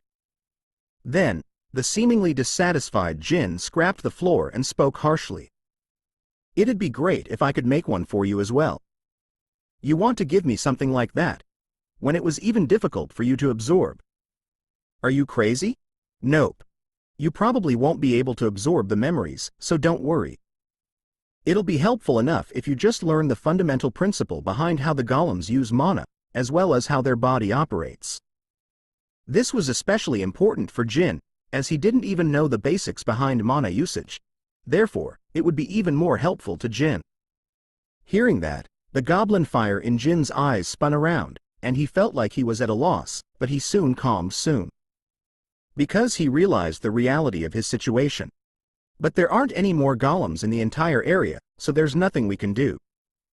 I really want to get stronger too, but it can't be helped since there aren't any golems left that can drop cores. Haha. So you're saying that if we can somehow get those cores, you're willing to accept it? Well, yeah. But there aren't any, right? Hearing Shin Woo's laughter, Jin suddenly felt anxious and replied timidly. Shin Woo was smiling. The red light of his mana appeared in the palm of his outstretched hand, developing into a peculiar pattern. It was none other than the pattern that had been inscribed onto the original core. Please say it's not. Why do you think so many golems were here? There are two possible causes. First, this was the golem's destination. Ah! With just that one line, Jin figured it out. The next moment, the entire area seemed to resonate with the seal, composed of mana and created by Shin Woo. But to be exact, the center of the highlands began to tremble. A gold circle appeared atop the ground, and the party of two entered inside the circle. Though they weren't even connected, Jin was able to tell what Shin Woo intended. Then is this by any chance a production site for the golems? Yeah, you're right. If you go below here, shouldn't there be some more golems remaining? The golems that were trapped inside, following the Empire's collapse. Shin Woo rode atop Jin and the area within the golden circle began to sink into the floor. It felt as though they were on an elevator going down to a secret base. The seal atop Shin Woo's hand was slowly rotating. Jin thought it looked like a magic circle seen in fantasy movies and asked, "Did you get a permit? Like in a dungeon?" I reverse-operated the original core's code and attained the rights of a general administrator. But the owner should still have the director's rights, so I shouldn't be able to steal it. Ooh. As always, Jin wasn't able to understand him, but nonetheless agreed enthusiastically. As expected, he'd thought that Jin wouldn't be able to understand the natural sciences, but Shin Woo was honestly a liberal arts major as well. Fortunately, calculating the composition of mana didn't rely on arithmetic skills, but on intuition and logical reasoning. But how far is this thing going to go down? Since our senior heroes dug as much as they could and still weren't able to reach it, it probably means that this thing goes really deep underground. This entire empire was constructed underground, yet they had to go further underground? Now he could understand why the entrance was in the highlands. The more he thought about it, the less he could comprehend the scale of the underground empire, and just laughed bitterly. Ah, look! The ceiling's closing. The ceiling plugged up, like a container being closed. In an instant, everywhere became dark, but due to the blazing goblin fire in their eye sockets, they could tell where the other was. Though it was cool, wouldn't it be useless when trying to move stealthily in the dark? Shin Woo suddenly had that concern. I should practice turning off the goblin fire. Your imagination's frightening. By the way, I followed you down here, but wouldn't the director be down here? They could. Shin Woo affirmed unimportantly, and Jin narrowed his eyes. Then it's dangerous. It's always been dangerous for me. This time is no different. Shin Woo acknowledged Jin calmly and then said, "But if we overcome that danger, we can grow tremendously. That's our advantage over the other heroes. Not the fact that we have multiple lives, but the fact that because of those lives, we can attempt things that are dangerous to others even just one more time. That's true. If need be, I'll give up a life and we can just run away. Though I'd gain as much as I'd lose on the way out no matter what." Jin marveled at Shin Woo's statement. It was amazing that Shin Woo wouldn't hesitate to stake his life and would stubbornly struggle in those situations where he might die, yet had survived up until now without losing many lives. If he had 97 remaining lives like him, Jin felt as though he'd become lax, but on the contrary, Shin Woo was much more guarded. He really had a frightening tenacity and state of mind. We've arrived. Their descent came to a complete stop, and the slight tremors ceased. It was still dark everywhere, but Shin Woo could sense that there was a passageway that stretched far ahead, as well as the golems that filled it, too. Detected a trespasser. Confirmed a general administrator's seal. On standby. The golems activated instantly, emitting a screeching noise, but ceased their movements immediately after, once they recognized the seal floating atop the palm of his hand. Jin marveled at the sight, but Shin Woo suddenly gripped the seal tightly and contorted it. At that moment, the golem's attitude changed completely. Detected a trespasser. Blocking intrusion into the production base. Hey! They could have gone through this in a relaxed manner, yet why is he making things so difficult? Jin yelled in astonishment, but Shin Woo replied calmly. We won't be able to grow at all if we just go through it like this. I thought I could at least improve my acting skill, but it would be pointless against golems which don't even have an ego. You dumbass. They're coming. Beginning attack. Something flashed in the darkness. The closest golem had swung its greatsword. LV4 Bronze Sword Golem. The instant Shin Woo dodged its attack, he confirmed that there were great swords attached to where its arms should have been. They were different from the golems above. They were probably stronger, too. Entry failed. On standby. Attack failed. Resuming attack. Unfortunately, the passageway was so narrow that he couldn't fight them all at once, despite the sense of danger they gave off. The golem's greatsword got stuck into the wall, and it did its best to remove it. Seeing that stupid golem, Shin Woo thought there'd be no way to train his skills, regardless of whether they were hostile to him or not. Then, go ahead and try fighting them yourself, Jin. But they look stronger than the bronze golems up top. You have an absolute advantage here with your high agility. Just try it out, he said as he pushed Jin from behind. At that moment, the golem succeeded in pulling out its greatsword and continued with its second attack. Jin was startled and moved his body, successfully evading the attack. Hey, good luck. Eek. Even as he gritted his teeth, Jin activated Steel Body. His body became as tough and sharp as steel. It was an extremely useful skill which simultaneously made his body into both a shield and a sword. Immediately after, Jin forcefully struck the flustered golem, as its greatsword was stuck in the ground, with his front legs. It was an attack that simultaneously propelled his body forward with his hind legs and struck with the weight of his front legs. Critical hit. Confirming critical damage. Retreating for repairs. Confirming target's survival. Switching out. Since his agility was so high, there was a frightening force behind his attack with just the simple motion of pushing his body forward. To the point that he was able to inflict critical damage onto a level 4 golem. Before, this kind of attack would have been overwhelmingly burdensome on Jin's body, but here Steel Body exhibited its usefulness. It would temporarily rid him of his knee joints and transform both his front legs into a substance akin to steel, which simultaneously reduced the burden on Jin and strengthened his attack. Oh, why are they so weak? As I thought, you can do it if you try. Now we just need to keep fighting and practice so that you keep attacking with that force. Jin didn't even have the opportunity to respond and hectically moved his body.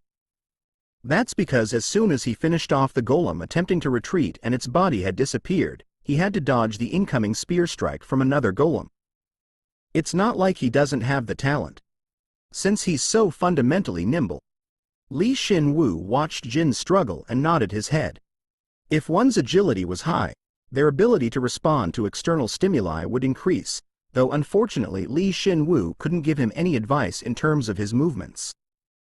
The problem was that Jin would feel uneasy whenever his enemy attacked him. However, he saw that Jin was gradually becoming better in that regard.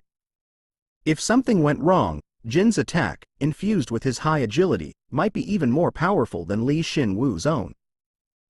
Shin Woo felt slightly happy. Ceasing function. Ceasing function. Don't be careless. There are guys up above. I see them. Compared to Li Shin Woo, Jin was slower at clearing them, but he was still plenty fast. He quickly cleaned up the golems and gradually cleared up the passageway.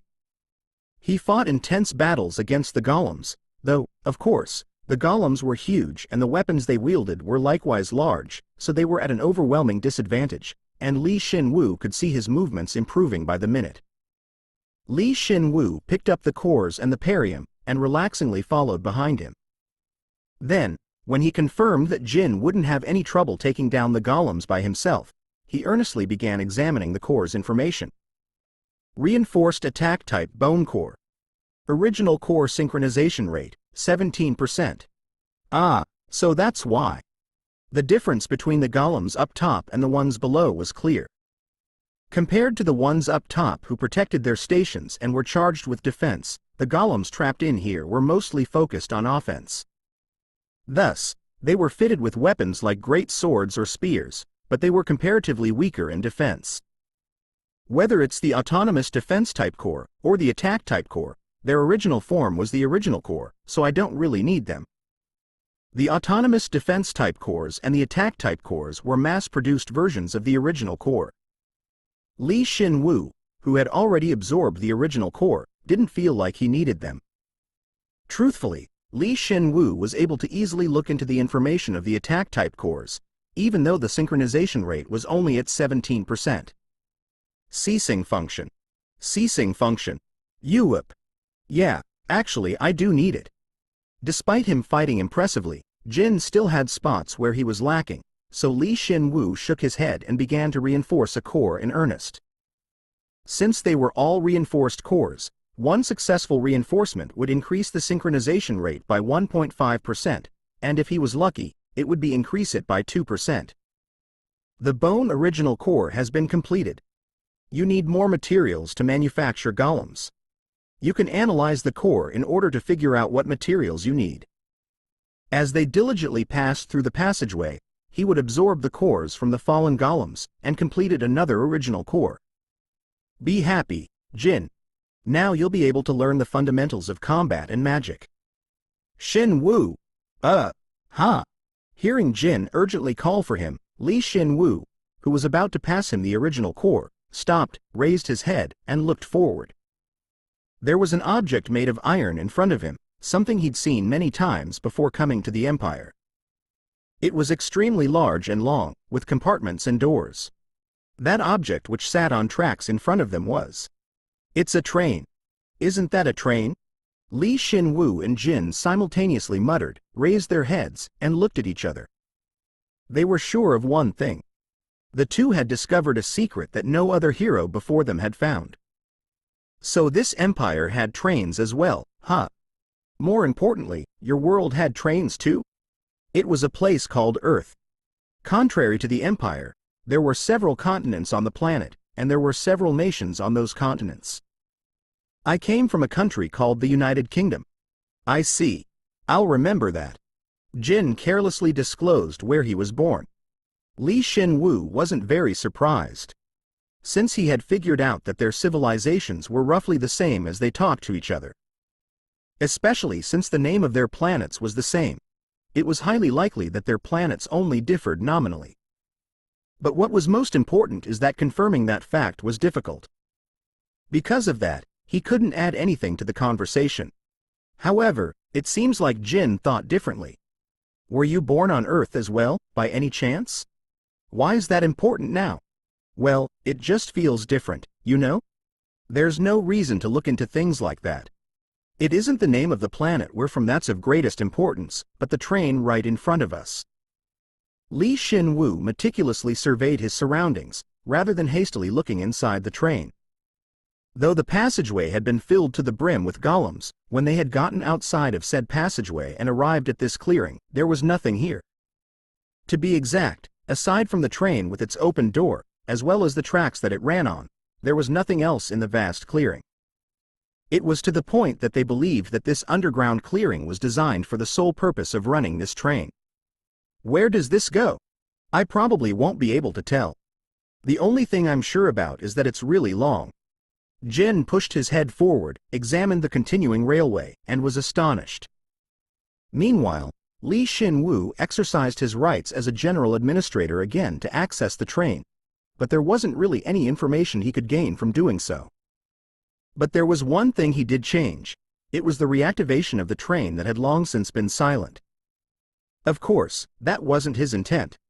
The train will depart in 3 minutes. A voice rang out from the train itself. It was then that Shin Woo realized that this lump of iron that resembled a train was also a golem. He didn't know who made it, but they had to be damn smart. Try stopping it for now, Shin Woo. Shouldn't we know more about it before getting on? Well, I can turn this thing on, but I can't turn it off. What are you? Let's get on. It feels like a waste to just let it go. Jin just gaped at Shin Woo's recklessness. However, it was true that there was nothing else they could gain from this space, and he was also curious about what lay at the end of the railway. All right, let's get on. The body of the train, as well as the door, was huge. He could easily guess as to why. This was a freight train designed to load golems onto it. Shin Woo's guess just a short while ago was a bit off. This wasn't a production area for golems. It was the first place the golems were delivered to. If that's the case, then the golems that our seniors found in other areas were. We can assume that there were trains like this one there too. No, that's not the issue here. If they were lucky, they might be able to use this train to go to those areas as well. They could explore every nook and cranny of the empire with this train. But if something goes wrong, we could be dumped into the wrong place and get ourselves killed. Could you not say something so ominous? The two entered the train and examined the interior, but the only thing they could discover was traces that this train was once a place that transported golems. Then again, it wasn't likely that it would tell thieves like them where the next station was. Oh, it's departing. Seems that. The moment the train door closed, the train began driving at a crazy speed. He didn't know what kind of magic was set up on the railway or what skill the golem was using, but it was much faster than Jin running at top speed. Ku heck! Are you all right? The highly agile Jin was able to swiftly regain his balance and took to one side of the train, but Shin Woo flew around the inside of the train and hit the back wall. It was a relief that he was able to use Rule of Bone to reinforce his bones before the collision. I would have died. Shin Woo gritted his teeth tenaciously at the pain all over his body and kept his balance by gluing himself to one side of the train. If he was not made of bone, he would have spilled his guts as well as his internal organs. They should have announced it. What shitty manners. Can you stand? I can now. Somehow. How terribly fast did it run? Around the time Shin Woo couldn't even tell how fast it was going, the train gradually began to slow itself down. This is. If there was something different about this train compared to one in modern times, it was that this train didn't have any windows. Shin Woo and Jin just quieted their breathing and stood still within the slowing train. We have arrived at the manufacturing headquarters. The golem's characteristically dry voice came out, notifying them that they'd arrived. Shin Woo just flinched again when he heard that they'd come to the manufacturing headquarters. He talked all big about how Jin shouldn't worry, but he actually couldn't help but be afraid since he was encountering the unknown. However, he couldn't just turn back and leave. He carefully stepped away from the wall and stood in front of the door. For starters, let's activate the seal. Should I absorb that core, too? No. When you absorb this core, you'll roll on the floor for roughly 30 minutes while you grunt and groan, so let's keep that for later. Seriously? The door opened. Shin Woo held the seal out, slowly walked out of the train, and surveyed his surroundings. The first thing he saw was another train on the station platform right next to them. When one enters the large station, they'd be able to see several trains coming and going. 6, 7, 8, 9. Holy shit. There were 9 more trains in the station. If they included the train the two rode on, there were 10 trains total. Most of the trains came into the station and were on standby, and only the platform on the right end was completely empty. I'm kind of getting scared here. It's way bigger than I'd expected. Wait, didn't you expect that it'd be this big? Even so, It's just a place that manufactures the golems we just took down. We're okay. Shin Woo lightly used his acting skill to conceal his unease from his partner. Jin relied on Shin Woo, so if he ended up seeing how tense Shin Woo was, he'd be dispirited. It seemed as though his bluff was effective, as Jin calmed down a bit as well. Ah, you actually came. Gah! Jin shamefully shrunk back when he heard the sound of an unfamiliar man's voice from somewhere.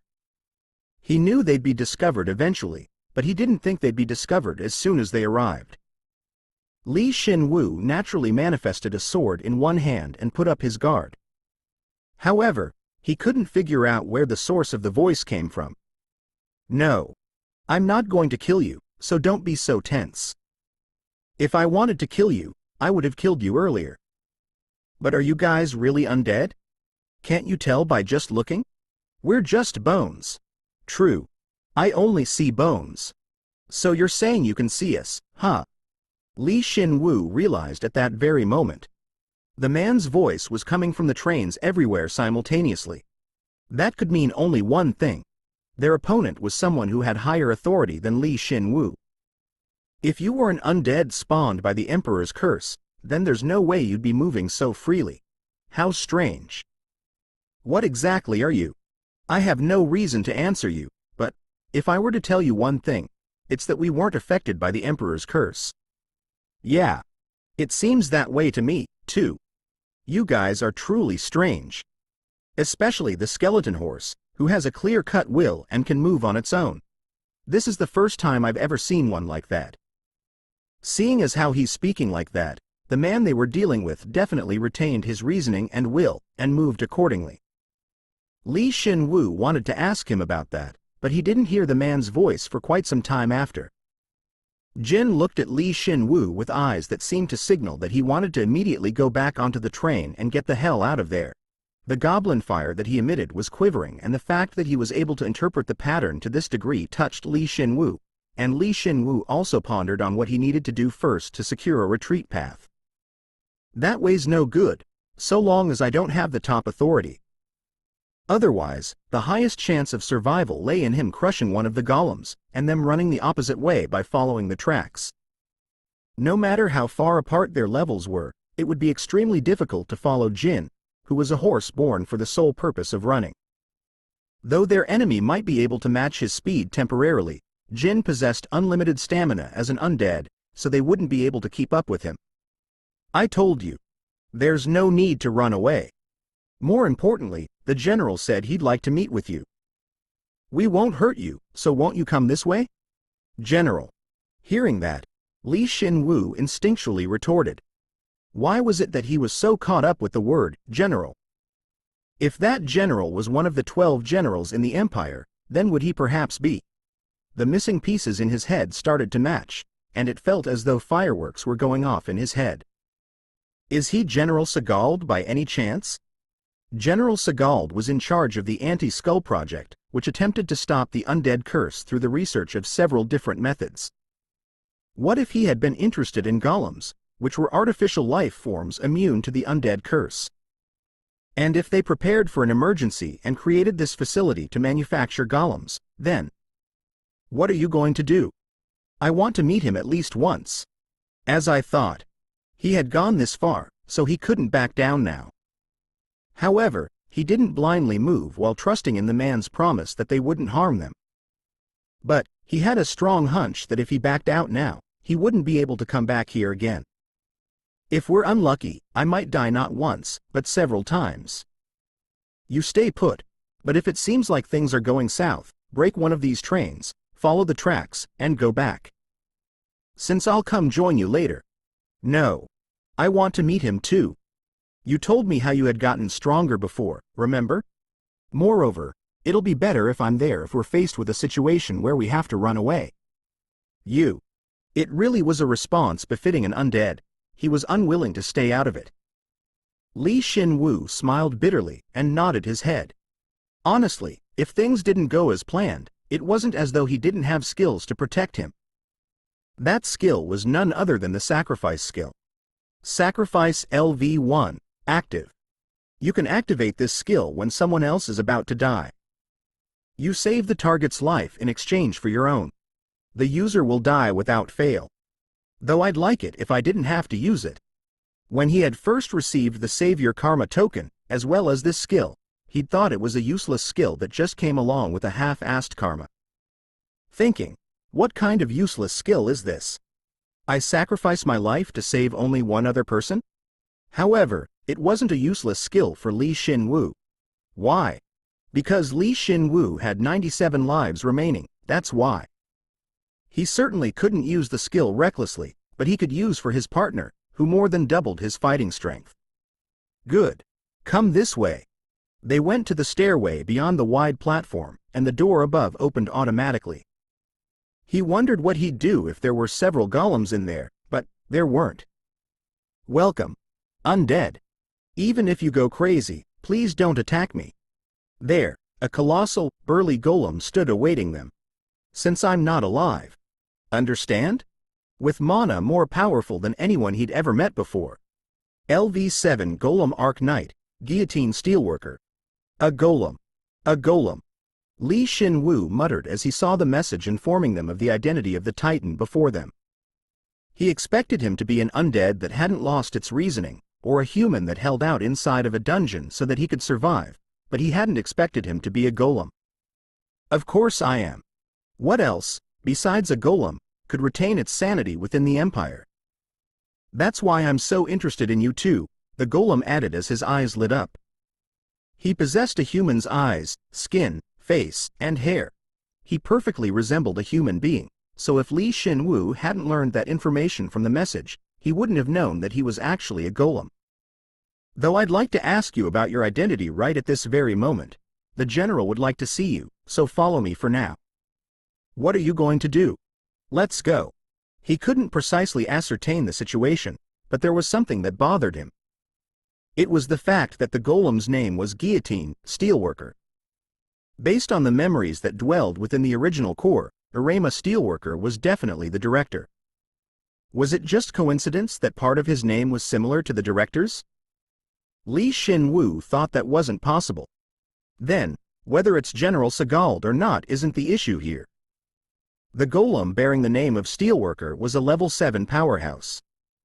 If that's the case, then what about the director, Irema Steelworker? He would obviously be an even higher level than the golem. Then, wouldn't he be the general the golem's talking about? Shin Woo had definitely miscalculated. I didn't think that golems were making other golems. I didn't think that, but if I think that way, it all makes sense. Golems can't turn into the undead and they shouldn't die of old age either. But it's way too surprising that there's a golem with an innate ego. And a high-leveled ego at that. Don't mess with the other doors on the way and just follow straight behind me. Since you could set off a trap. Ah, all right. Around the time that Shin Woo's head was filled with complications, the golem spoke calmly. Jin, who had been observing the doors that lined the passageway, was shocked and slightly stepped back. It was so huge that it was difficult to take his eyes off it. There were several roads that branched off from the passageway, and even those forked roads branched out into several different paths. Jin wouldn't have known any better, but Shin Woo clearly felt a mass of powerful mana at the end of each of those forked roads. Ha! Shin Woo just laughed. It made sense how they threw away level 3 or level 4 golems like they were nothing. It was possible for the contents of any one of these several dozen rooms to be able to take down all of those weak golems that were destroyed by Shin Woo and Jin before. It was possible since they wouldn't lose anything from neglecting the golems or letting them be destroyed. Shin Woo started to become curious as to what their mission was. But for starters, it did seem like they definitely weren't on the side of the Imperial Army, which had degenerated into the undead. We've arrived. It's a huge door. Consider it an honor. It's not a door that anyone can just enter whenever they wish, aside from the knights that guard the general. The door lock looked similar to that of the Anti-Skull's secret facilities, and when Guillotine Steelworker placed his hand on it, a complex mana seal formed atop his hand and released the locking mechanism. Li Shin Woo couldn't help but be amazed as he saw the door lock and the mana pattern of the seal intersect and delicately, gradually release the lock. It was an interaction that was worlds apart from Anti-Skull's door lock. It felt like Li Shin Woo's mana senses had advanced just by watching the process. Even if you pay such close attention to it, you probably won't be able to do it yourself so easily, since it's something only golems can do. Now, go in. The general's waiting for you. Haha. For a golem, he was quick on the uptake. Li Shin Woo just smiled bitterly, followed behind him, and stepped into the room. The first thing he saw was a huge table. Next was the absurdly high ceiling. Finally, what he saw was LV8 Golem 0, Golden General Arama Steelworker. He was a golem that boasted a height of more than 6 meters even while sitting down. Ho! How peculiar. The general remained seated while examining them and then slowly stood up. When Li Shin Woo saw that the Golden General, Arama Steelworker, almost touched the ceiling at his full height, he was completely overwhelmed. He didn't match the LV5 Treasure Eater in terms of size, but the quality and density of his mana was worlds apart. It was to the point that he'd feel bad comparing that dirty caterpillar to him side by side. I don't feel the curse's mana from you at all. This space is filled to the brim with the curse, yet I feel like the curse is bouncing off of you. From an undead, who is neither a human nor a golem. Who, exactly, are you? Jin was completely terrified by his strength and stiffened in place. On the other hand, Li Shin Woo remained silent, thinking about how he should respond. The golem before him was powerful, and possessed a method of observing the flow of mana that far surpassed Li Shin Woo's own. He even contemplated and acted like a human. The fact that he was a golem didn't matter right now. Li Shin Woo needed to assume that he was smarter than him in every aspect. Can I just tell him the truth? Even that we're heroes as well? If the Golden General was hostile to the undead, it wouldn't hurt if they told him they were heroes, since it would confirm that they were both on the same side. But there was too much he didn't know about them right now. If they don't understand, they could end up dead and would have just given them unnecessary information. If that's the case, then first. Li Shin Woo stuck out his non-existent tongue, licked his non-existent lips with saliva he didn't even have, and opened his mouth. Do you know about Anti-Skull? This was the start of his lies. Did you volunteer for the Anti-Skull project? You even know about that? As he thought, the general knew about Anti-Skull. If he were one of the 12 generals like General Sagald, it wouldn't be strange if he knew about the Anti-Skull project, especially if he was a golem that was immune to the curse. But this is a trap. Seeing the golem's flashing eyes, Li Shin Woo decided as such. His body movements, as well as his voice, were all extremely natural, but he was a golem. From the very beginning, he was suspicious as to whether he actually had a mind or not. It would be the end if he was so easily tricked by his cordial behavior. It seems like we can cut to the chase since you know about their project. I'd made contact with them in the past, but the place where their experiments took place is far away. We went a different way from them. You've made contact with them. Is that so? The golem spoke as if he understood and nodded his head. Of course, Li Shin Woo still wasn't at ease yet. After all, the general was still suspicious of the two. Well, it's only natural, since Li Shin Woo and Jin just popped up several dozens of years after the Empire's fall. So how could they trust them so easily if they just showed up and said that they were part of some experiment that no one knew about? You're not one of General Sagald's men? We worked together with one of the men under his command. Thus, we know about the Anti-Skull project to some extent, and we participated in the plan, but we've never actually met General Sagald before. Indeed. It's not so easy to learn about Anti-Skull. I'm curious as to who that individual was under General Sagald's command, but no, it's fine, since even I don't know everything about Sagald right now. However, he couldn't just openly deny him, because he didn't have any evidence that actually refuted Li Shin Woo's claims. Especially since Li Shin Woo knew quite a bit regarding the Anti-Skull project. The moment one cleverly mixes lies with the truth, one's words become more persuasive and reassuring. That's why Shin Woo could stand so proud.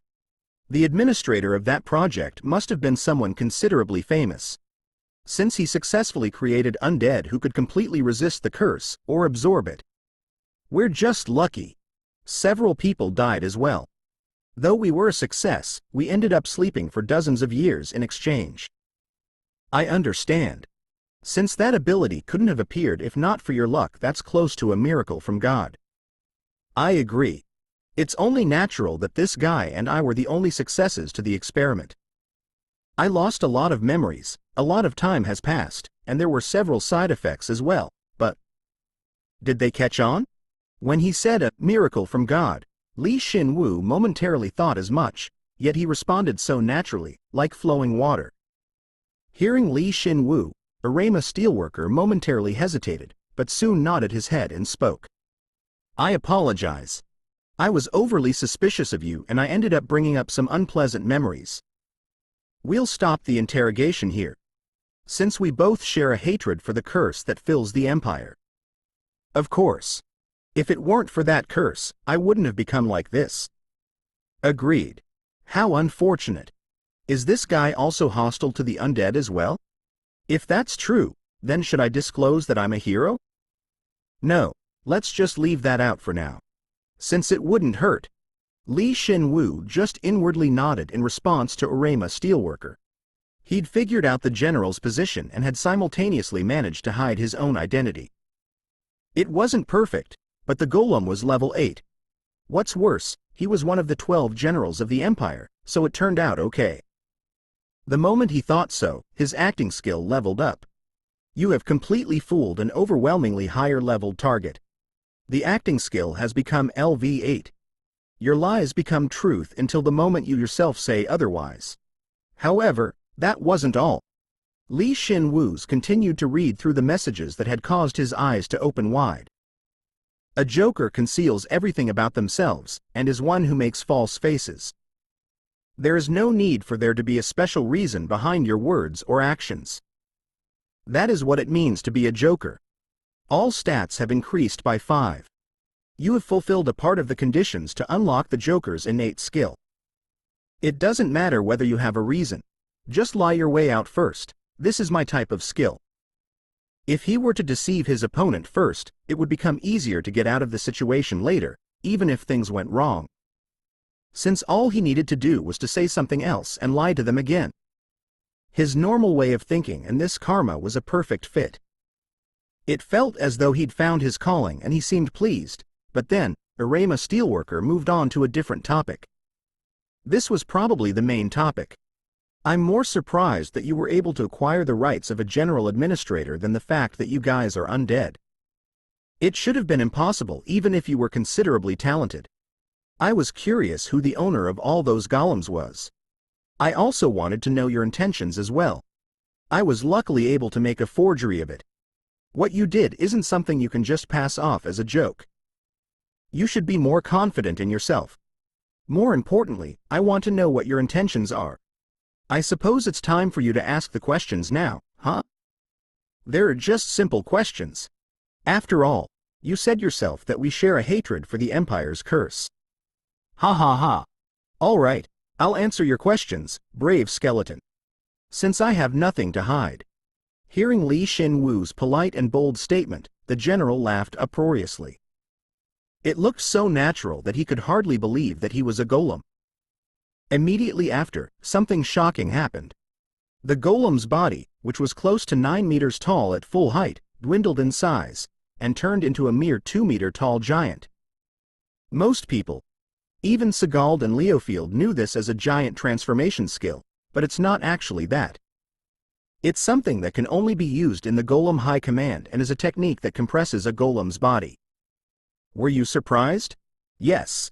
He was really surprised. Shin Woo had thought it was only possible because the general was a golem, but there really was a way to turn into a giant.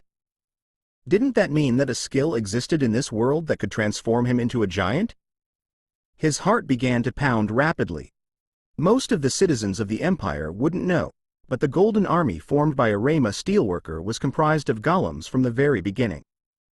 It was an army created without hesitation to protect the Empire, and in order to create those golems that moved and lived with a clear purpose, we transferred a knight's consciousness into a core. This is the fruit of our efforts at the end of all those experiments. Yes. Our goal was different, but we're both similar, aren't we? We were both sacrificed for our experiments. As a result, we were also able to avoid turning into the undead, so it's truly ironic, wouldn't you say? Hearing such a shocking story of how the golems came into existence, Shin Woo kept opening and closing his mouth, but then, the Golden General spoke faintly. The day after the curse struck, all the living became undead. However, we, who weren't of the living any longer, remained. The core had been engraved with loyalty to the Empire, yet that Empire was now gone, so they hadn't known what to do. We remained, dozens of years later. For golems created by humans, loyalty to their master was paramount. The golems were also created for the purpose of protecting the Emperor. However, the Emperor wasn't satisfied with just ordinary golems. He wanted them to think and move like a normal human being, while also being able to gain karma and grow.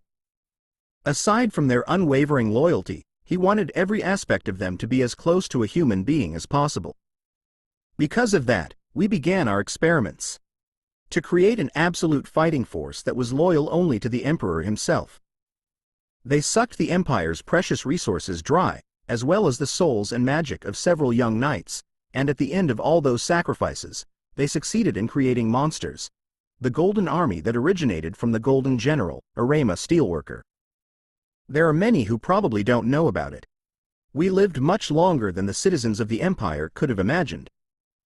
But by the time the Emperor, who dreamt of immortality, created us, he was already old and decrepit. Ha! The knights, whose human souls were combined with a golem's body, certainly were loyal to the Emperor alone, thought like humans, and were also beings who were capable of growth. Above all, they possessed strong bodies and magic, and were able to survive for such a long length of time. They were the best guards for the Emperor. The Emperor dreamt of eternal youth and immortality, yet he didn't think of becoming a golem himself? There was a huge problem. Ultimately, we couldn't achieve a success rate of 100%. Ah! The Emperor probably couldn't take that risk. Shin Woo just laughed. He didn't plan on attempting to seriously verify Arama Steelworker's claims, but since he'd become so immersed in his interesting story, he naturally became serious about it. It wasn't his intention, but it had a positive effect on the way Arama Steelworker treated Shin Woo. Though Arama's face softened only slightly, it was enough. I knew about the Emperor's desire for immortality, but because I had pledged absolute loyalty to the Emperor, I couldn't express any opinions regarding it. And ultimately, the day that horrific curse was completed, the Emperor became undead, and we were freed. Since the spell that restricted our free will didn't factor in the Emperor becoming an undead. Then, what did you do after you were freed? I led my subordinates out of the capital and we hid here. The Emperor left me in charge of this place, and it was the only place where we could be safe. The golem production facility. They hid? That's what they decided to do once they become free of the Emperor's control. Without even trying to fight once? Shin Woo noticed that the conversation had taken a strange turn. After all, this was a bit different than what he'd envisioned. Aside from us, everyone else became undead, including the other generals who possessed a fighting force equal to mine. I couldn't win against all of them, and I didn't want to fight against them either. It was such a weak thing to say, compared to how imposing he seemed when they first met. He wanted to ask if he was weaker than General Segald by any chance, but now wasn't the time to provoke him. While he was boiling up on the inside, Arama Steelworker cut in. We've lost our purpose. We have nothing left to direct our loyalty to, and just remain idle, slowly losing our free will over the passage of time. We're just souls who are unable to sleep and live underground, gradually rusting away. You, the undead who are able to resist the Empire's curse. I don't know who you are, or why you decided to bravely come here. At some point, the conversation was coming to an end. Unexpectedly, Arema commended them and spoke like this. We've lost our wills and we're just lingering dolls, so just leave us be and go back. That's a lie. Shin Woo was absolutely sure of it when he heard that. He was a way higher level than him, but unfortunately, his acting was much worse than Shin Woo's. It didn't matter whether he was a golem or not. It didn't matter if there were faults in his reasoning or not. His incredible intuition that developed with his acting skill was telling him this. Arema Steelworker had different intentions, and he didn't want him to interfere, so he was trying to keep him out in advance. Not yet. Shin felt like it was time to use his winning move. Right now, concealing his identity or ascertaining their identity wasn't important compared to this. He decided that he'd extracted all the information he could from them, and that there was still a chance to adjust their relationship. I have a request, Shin Woo said courageously. As always, Arema Steelworker sported a smile, but he was a golem, so Shin Woo couldn't trust his expression. I was interested in your ability, so I called you here and spoke to you personally, but I can do nothing more for you. I cannot permit anything else. Go back. The next time you make a copy of that seal and use it to intrude, I won't just sit by and leave you be.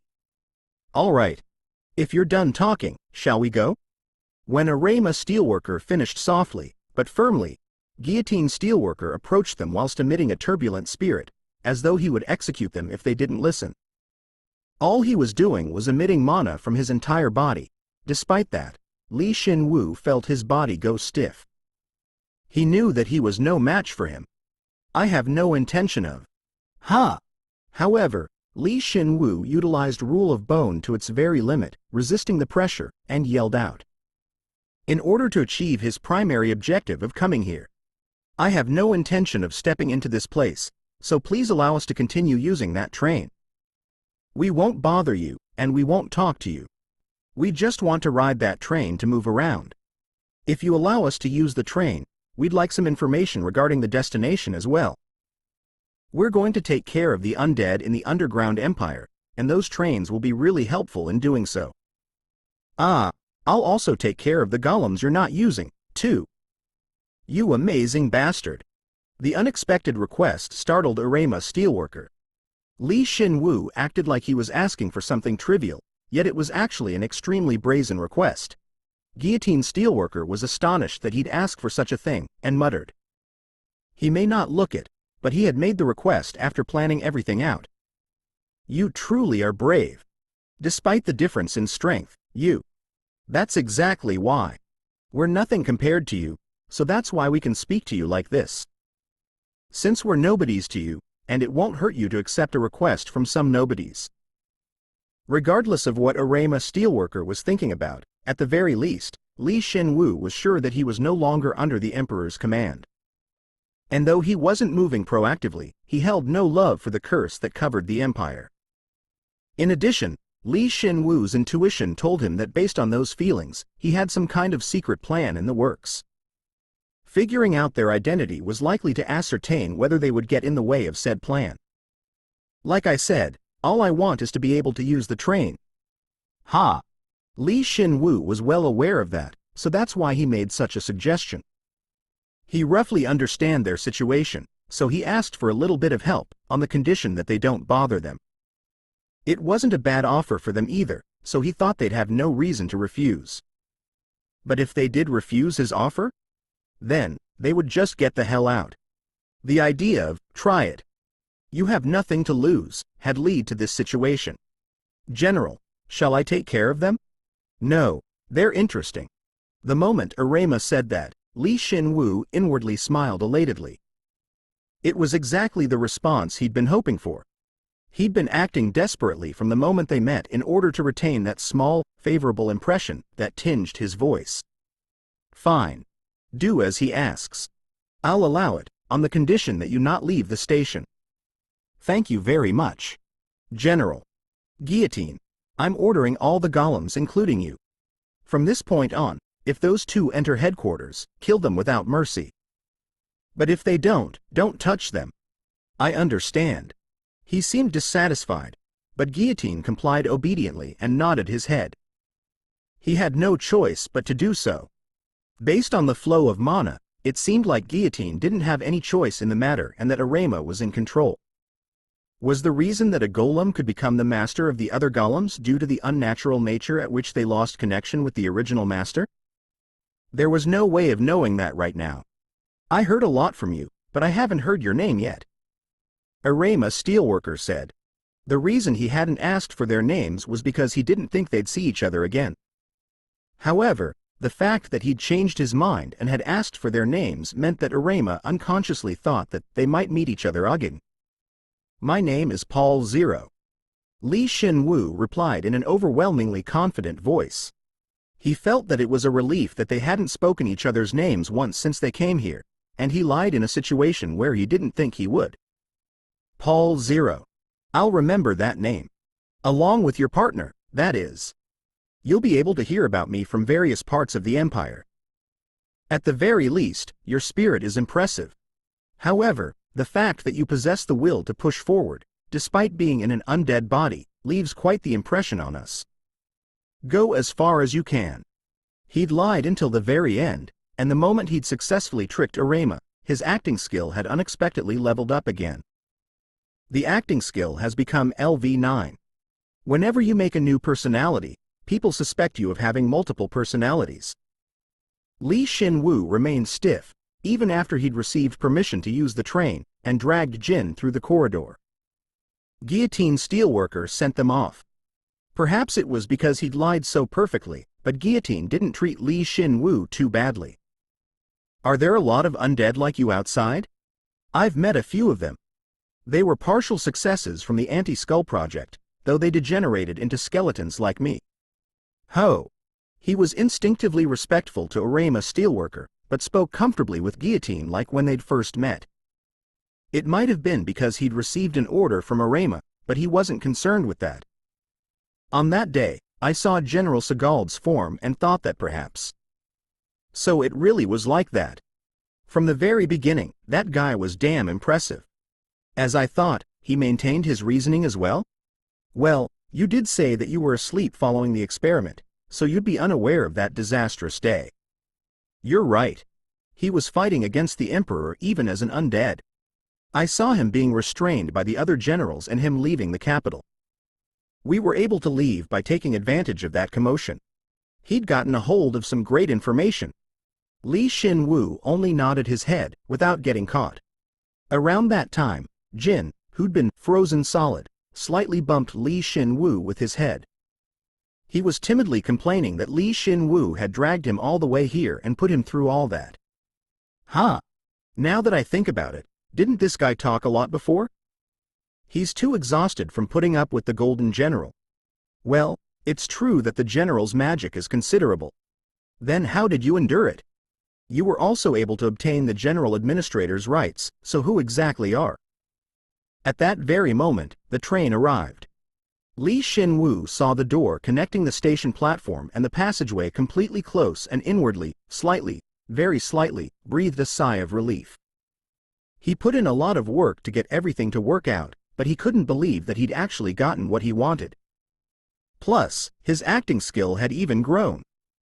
Shin Woo trusted that today's deceit would bear fruit in the future. Take it. It's the map for each supply line. You can do as you wish with the abandoned golems there. Thanks. As expected, he was right. There was a map. From an outside view, it looked to be just an iron plate, but if he displayed the special mana pattern, the map would appear on top of the plate. It was a relief that it was the type of map that he could use with the general administrative rights. Then I'll get going now. You better keep your promise. Since the general doesn't lie. I don't lie either. He lied up until the very end, and his trustworthy expression, his blazing red goblin fire, seemed to satisfy Guillotine, as he nodded his head and went back. Soon, they couldn't see him as he had gone through the passageway. Of course, this was still their territory, so they couldn't afford to be reckless. When the two were left alone, Shin Woo activated the map and picked the place closest to the outskirts of the Empire, aside from where they had been before. That's because it was the easiest to handle. All right, then shall we go? I'm not dead yet, right? Of course you're not. We have so many golems left to kill, so you can't die on me now. You want me to fight again? Be happy. When we go past there, I'll give you that, the bone original core. I'm not happy at all, you know. The two skeleton heroes unhesitatingly embarked on the train, Golem, towards the southern outskirts of the Empire. Like he'd learned from before, he didn't forget to hold on tight. The train departed right away. And so, Shin Woo began his trip along the Empire's railway. He didn't know exactly how far-reaching Arama steelworkers' control over the golems went, but Shin Woo and Jin tacitly agreed that they would be careful with their words and actions within the train. In the middle of the odd silence, the train gradually began to slow down. After that, they received a signal that they'd arrived at their destination. They had really traveled from the west end of the Empire to the south end instantaneously. Would anyone believe us if we told them? Probably not. If all of the heroes were able to use this subway line, the territory of the Empire might change immediately. The system was that revolutionary. Is the undead emperor unaware of this facility? It's because he was unaware of it that this facility had remained safe all this time. He could tell, through the examination of the original core, that Arama steelworkers' authority in terms of golem manufacturing was extremely high. The emperor had probably trusted in his absolute loyalty and seemed to have entrusted Arama steelworker with manufacturing the golems, as well as overseeing all the operations. Back then, he had to have absolute trust in them, as they were under a master-servant relationship. We're screwed. At that moment, Jin spoke in a slightly trembling voice. The land was teeming with golems beyond the automatically opening door. Considering the fact that they were all level 4 bronze golems and were armed with weapons, he could tell that they possessed attack-type cores. But Shin Woo had already expected that, so he had activated his General Administrator seal. Confirming General Administrator. Welcome. A few of the golems spoke mechanically and greeted them. Shin Woo wondered if he could, so he ordered them to stand in line, but they wouldn't follow such a detailed order. A general administrative authority only made it so that they wouldn't attack him, that's all. Well, I suppose it can't be helped. Work hard and get through them. Oh, and make sure you choose the right place. You demon! Shin Woo acted as though he would break apart the seal any minute now, and Jin hastily stepped into the subway train door. He desperately moved there to force a one-on-one confrontation. Shin Woo, without even giving him any time, erased the seal, and at that very moment, the golems turned their attention to them. Detecting a trespasser. He has infiltrated into a critical facility. Reporting to codename AS. Communication blocked. Assessing the situation. Proceeding to eliminate the trespasser.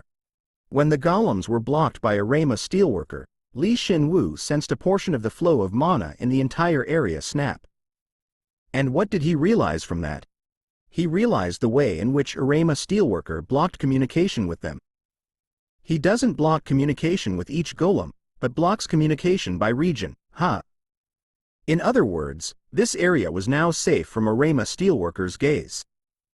The moment he realized that, Shin Woo recreated the General Administrator seal and turned the golems away.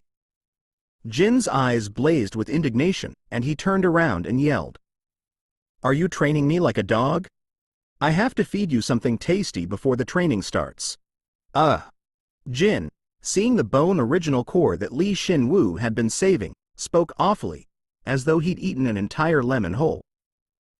Shin Woo kindly motioned for him to come over with his hand, and Jin looked as though he was a criminal being offered poison, as he slowly walked over.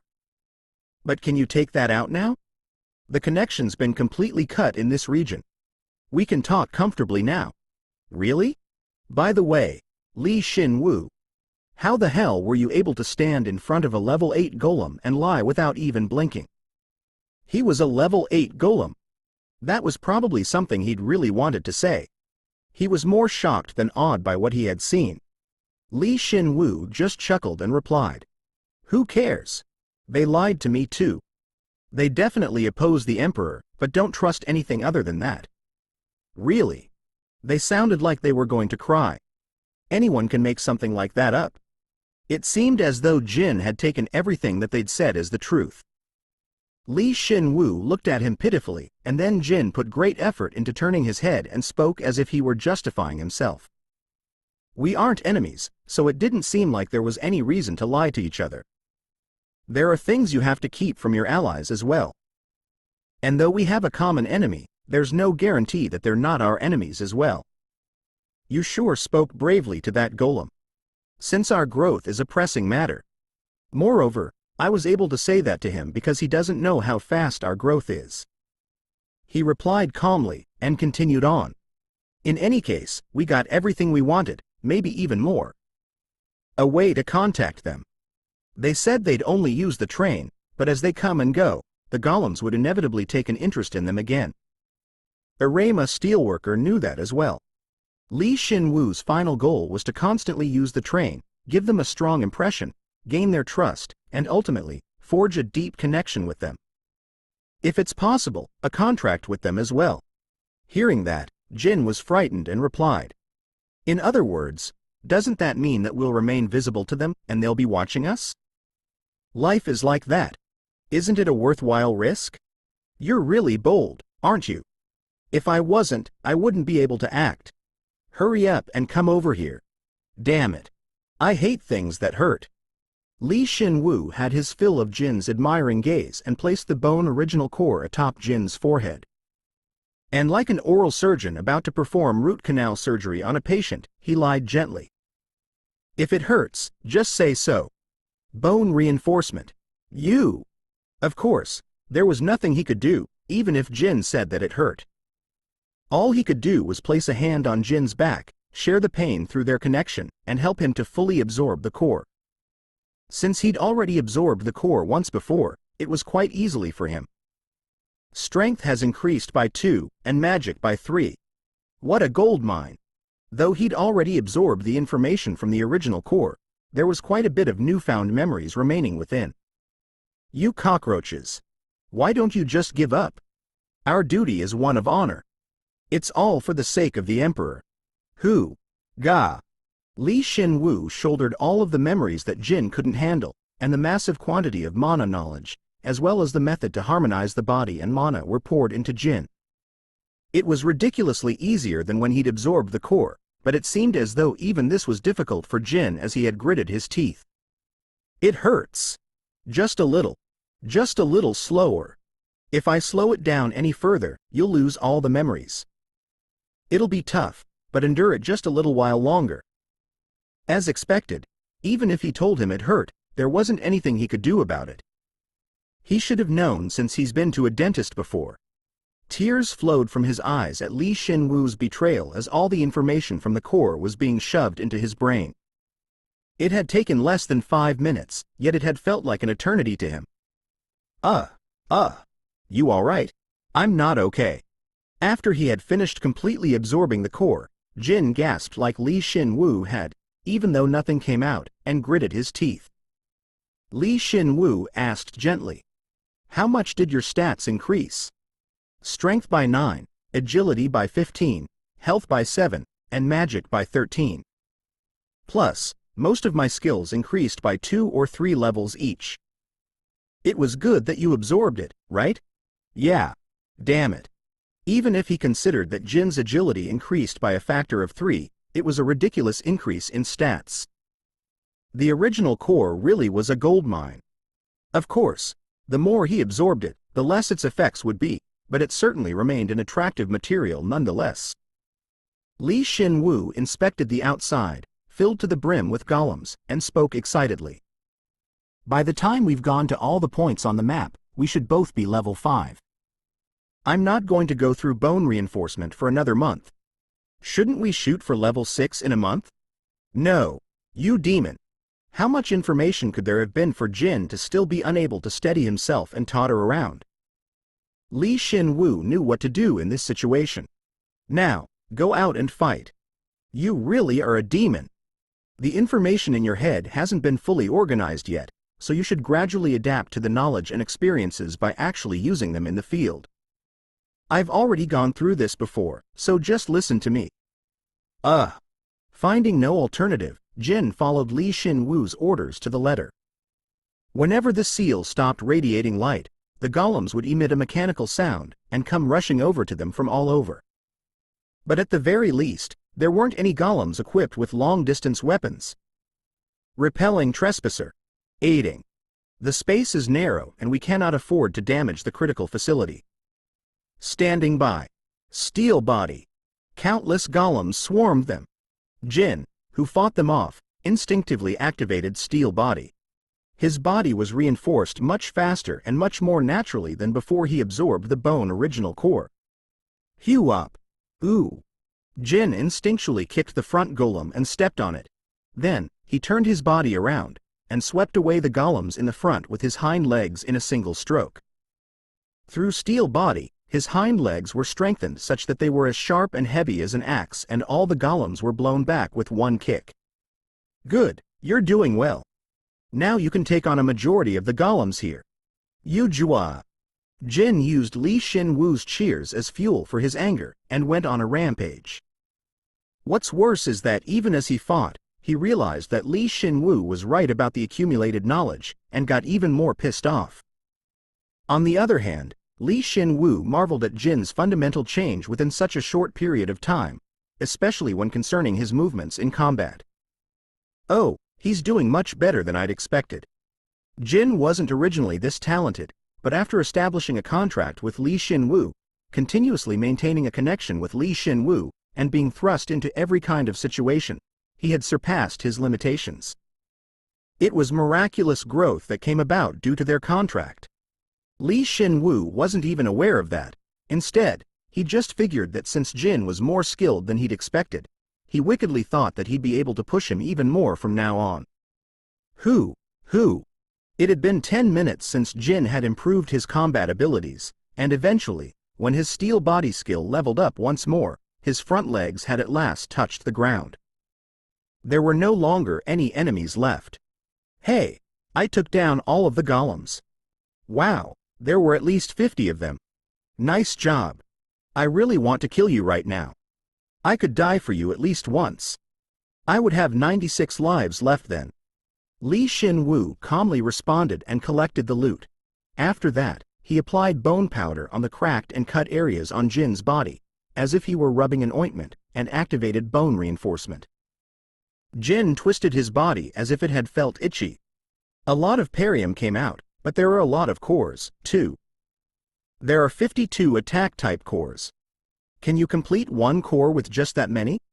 The problem is that we have to be lucky with this. He'd already figured out the composition of the original core, but combining the cores to create another original core was a different issue entirely. The purpose of reinforcing the core wasn't to match the dislocated sections, but to restore the fundamentally lost sections by combining two cores with similar characteristics. Naturally, there was a failure rate as well. But it's fine, since there should be a lot of them still out there. Some of them should have been taken care of by the other heroes. That's bad luck. Don't say stuff like that. Li Shin Woo scolded Jin, who'd said something that might bring misfortune, and led him out of the passageway. He maintained the general administrative seal with one of his hands, and Jin, who was suddenly doubtful of his actions, asked, "Why do you keep creating the seal and then erasing it?" "I'm practicing." "You already succeeded in making it, though." Li Shin Woo chuckled and replied, "That's not it. Ha! I feel like I might be able to use it somewhere."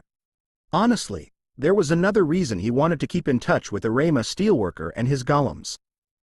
He wanted them to share their plan with him, but catching their attention just seemed much too passive of an approach. Li Shin Woo wanted to take a much more active approach, like he had always done. And in order to do so, I want to obtain higher authority than just an ordinary administrator. Li Shin Woo's eyes gleamed, and the red goblin fire in his eyes shined wickedly. He was recollecting the seal that Guillotine Steelworker had created in front of the door lock. Jin, who'd finally realized what Li Shin Woo's true intention was, thought it was fine to just laugh.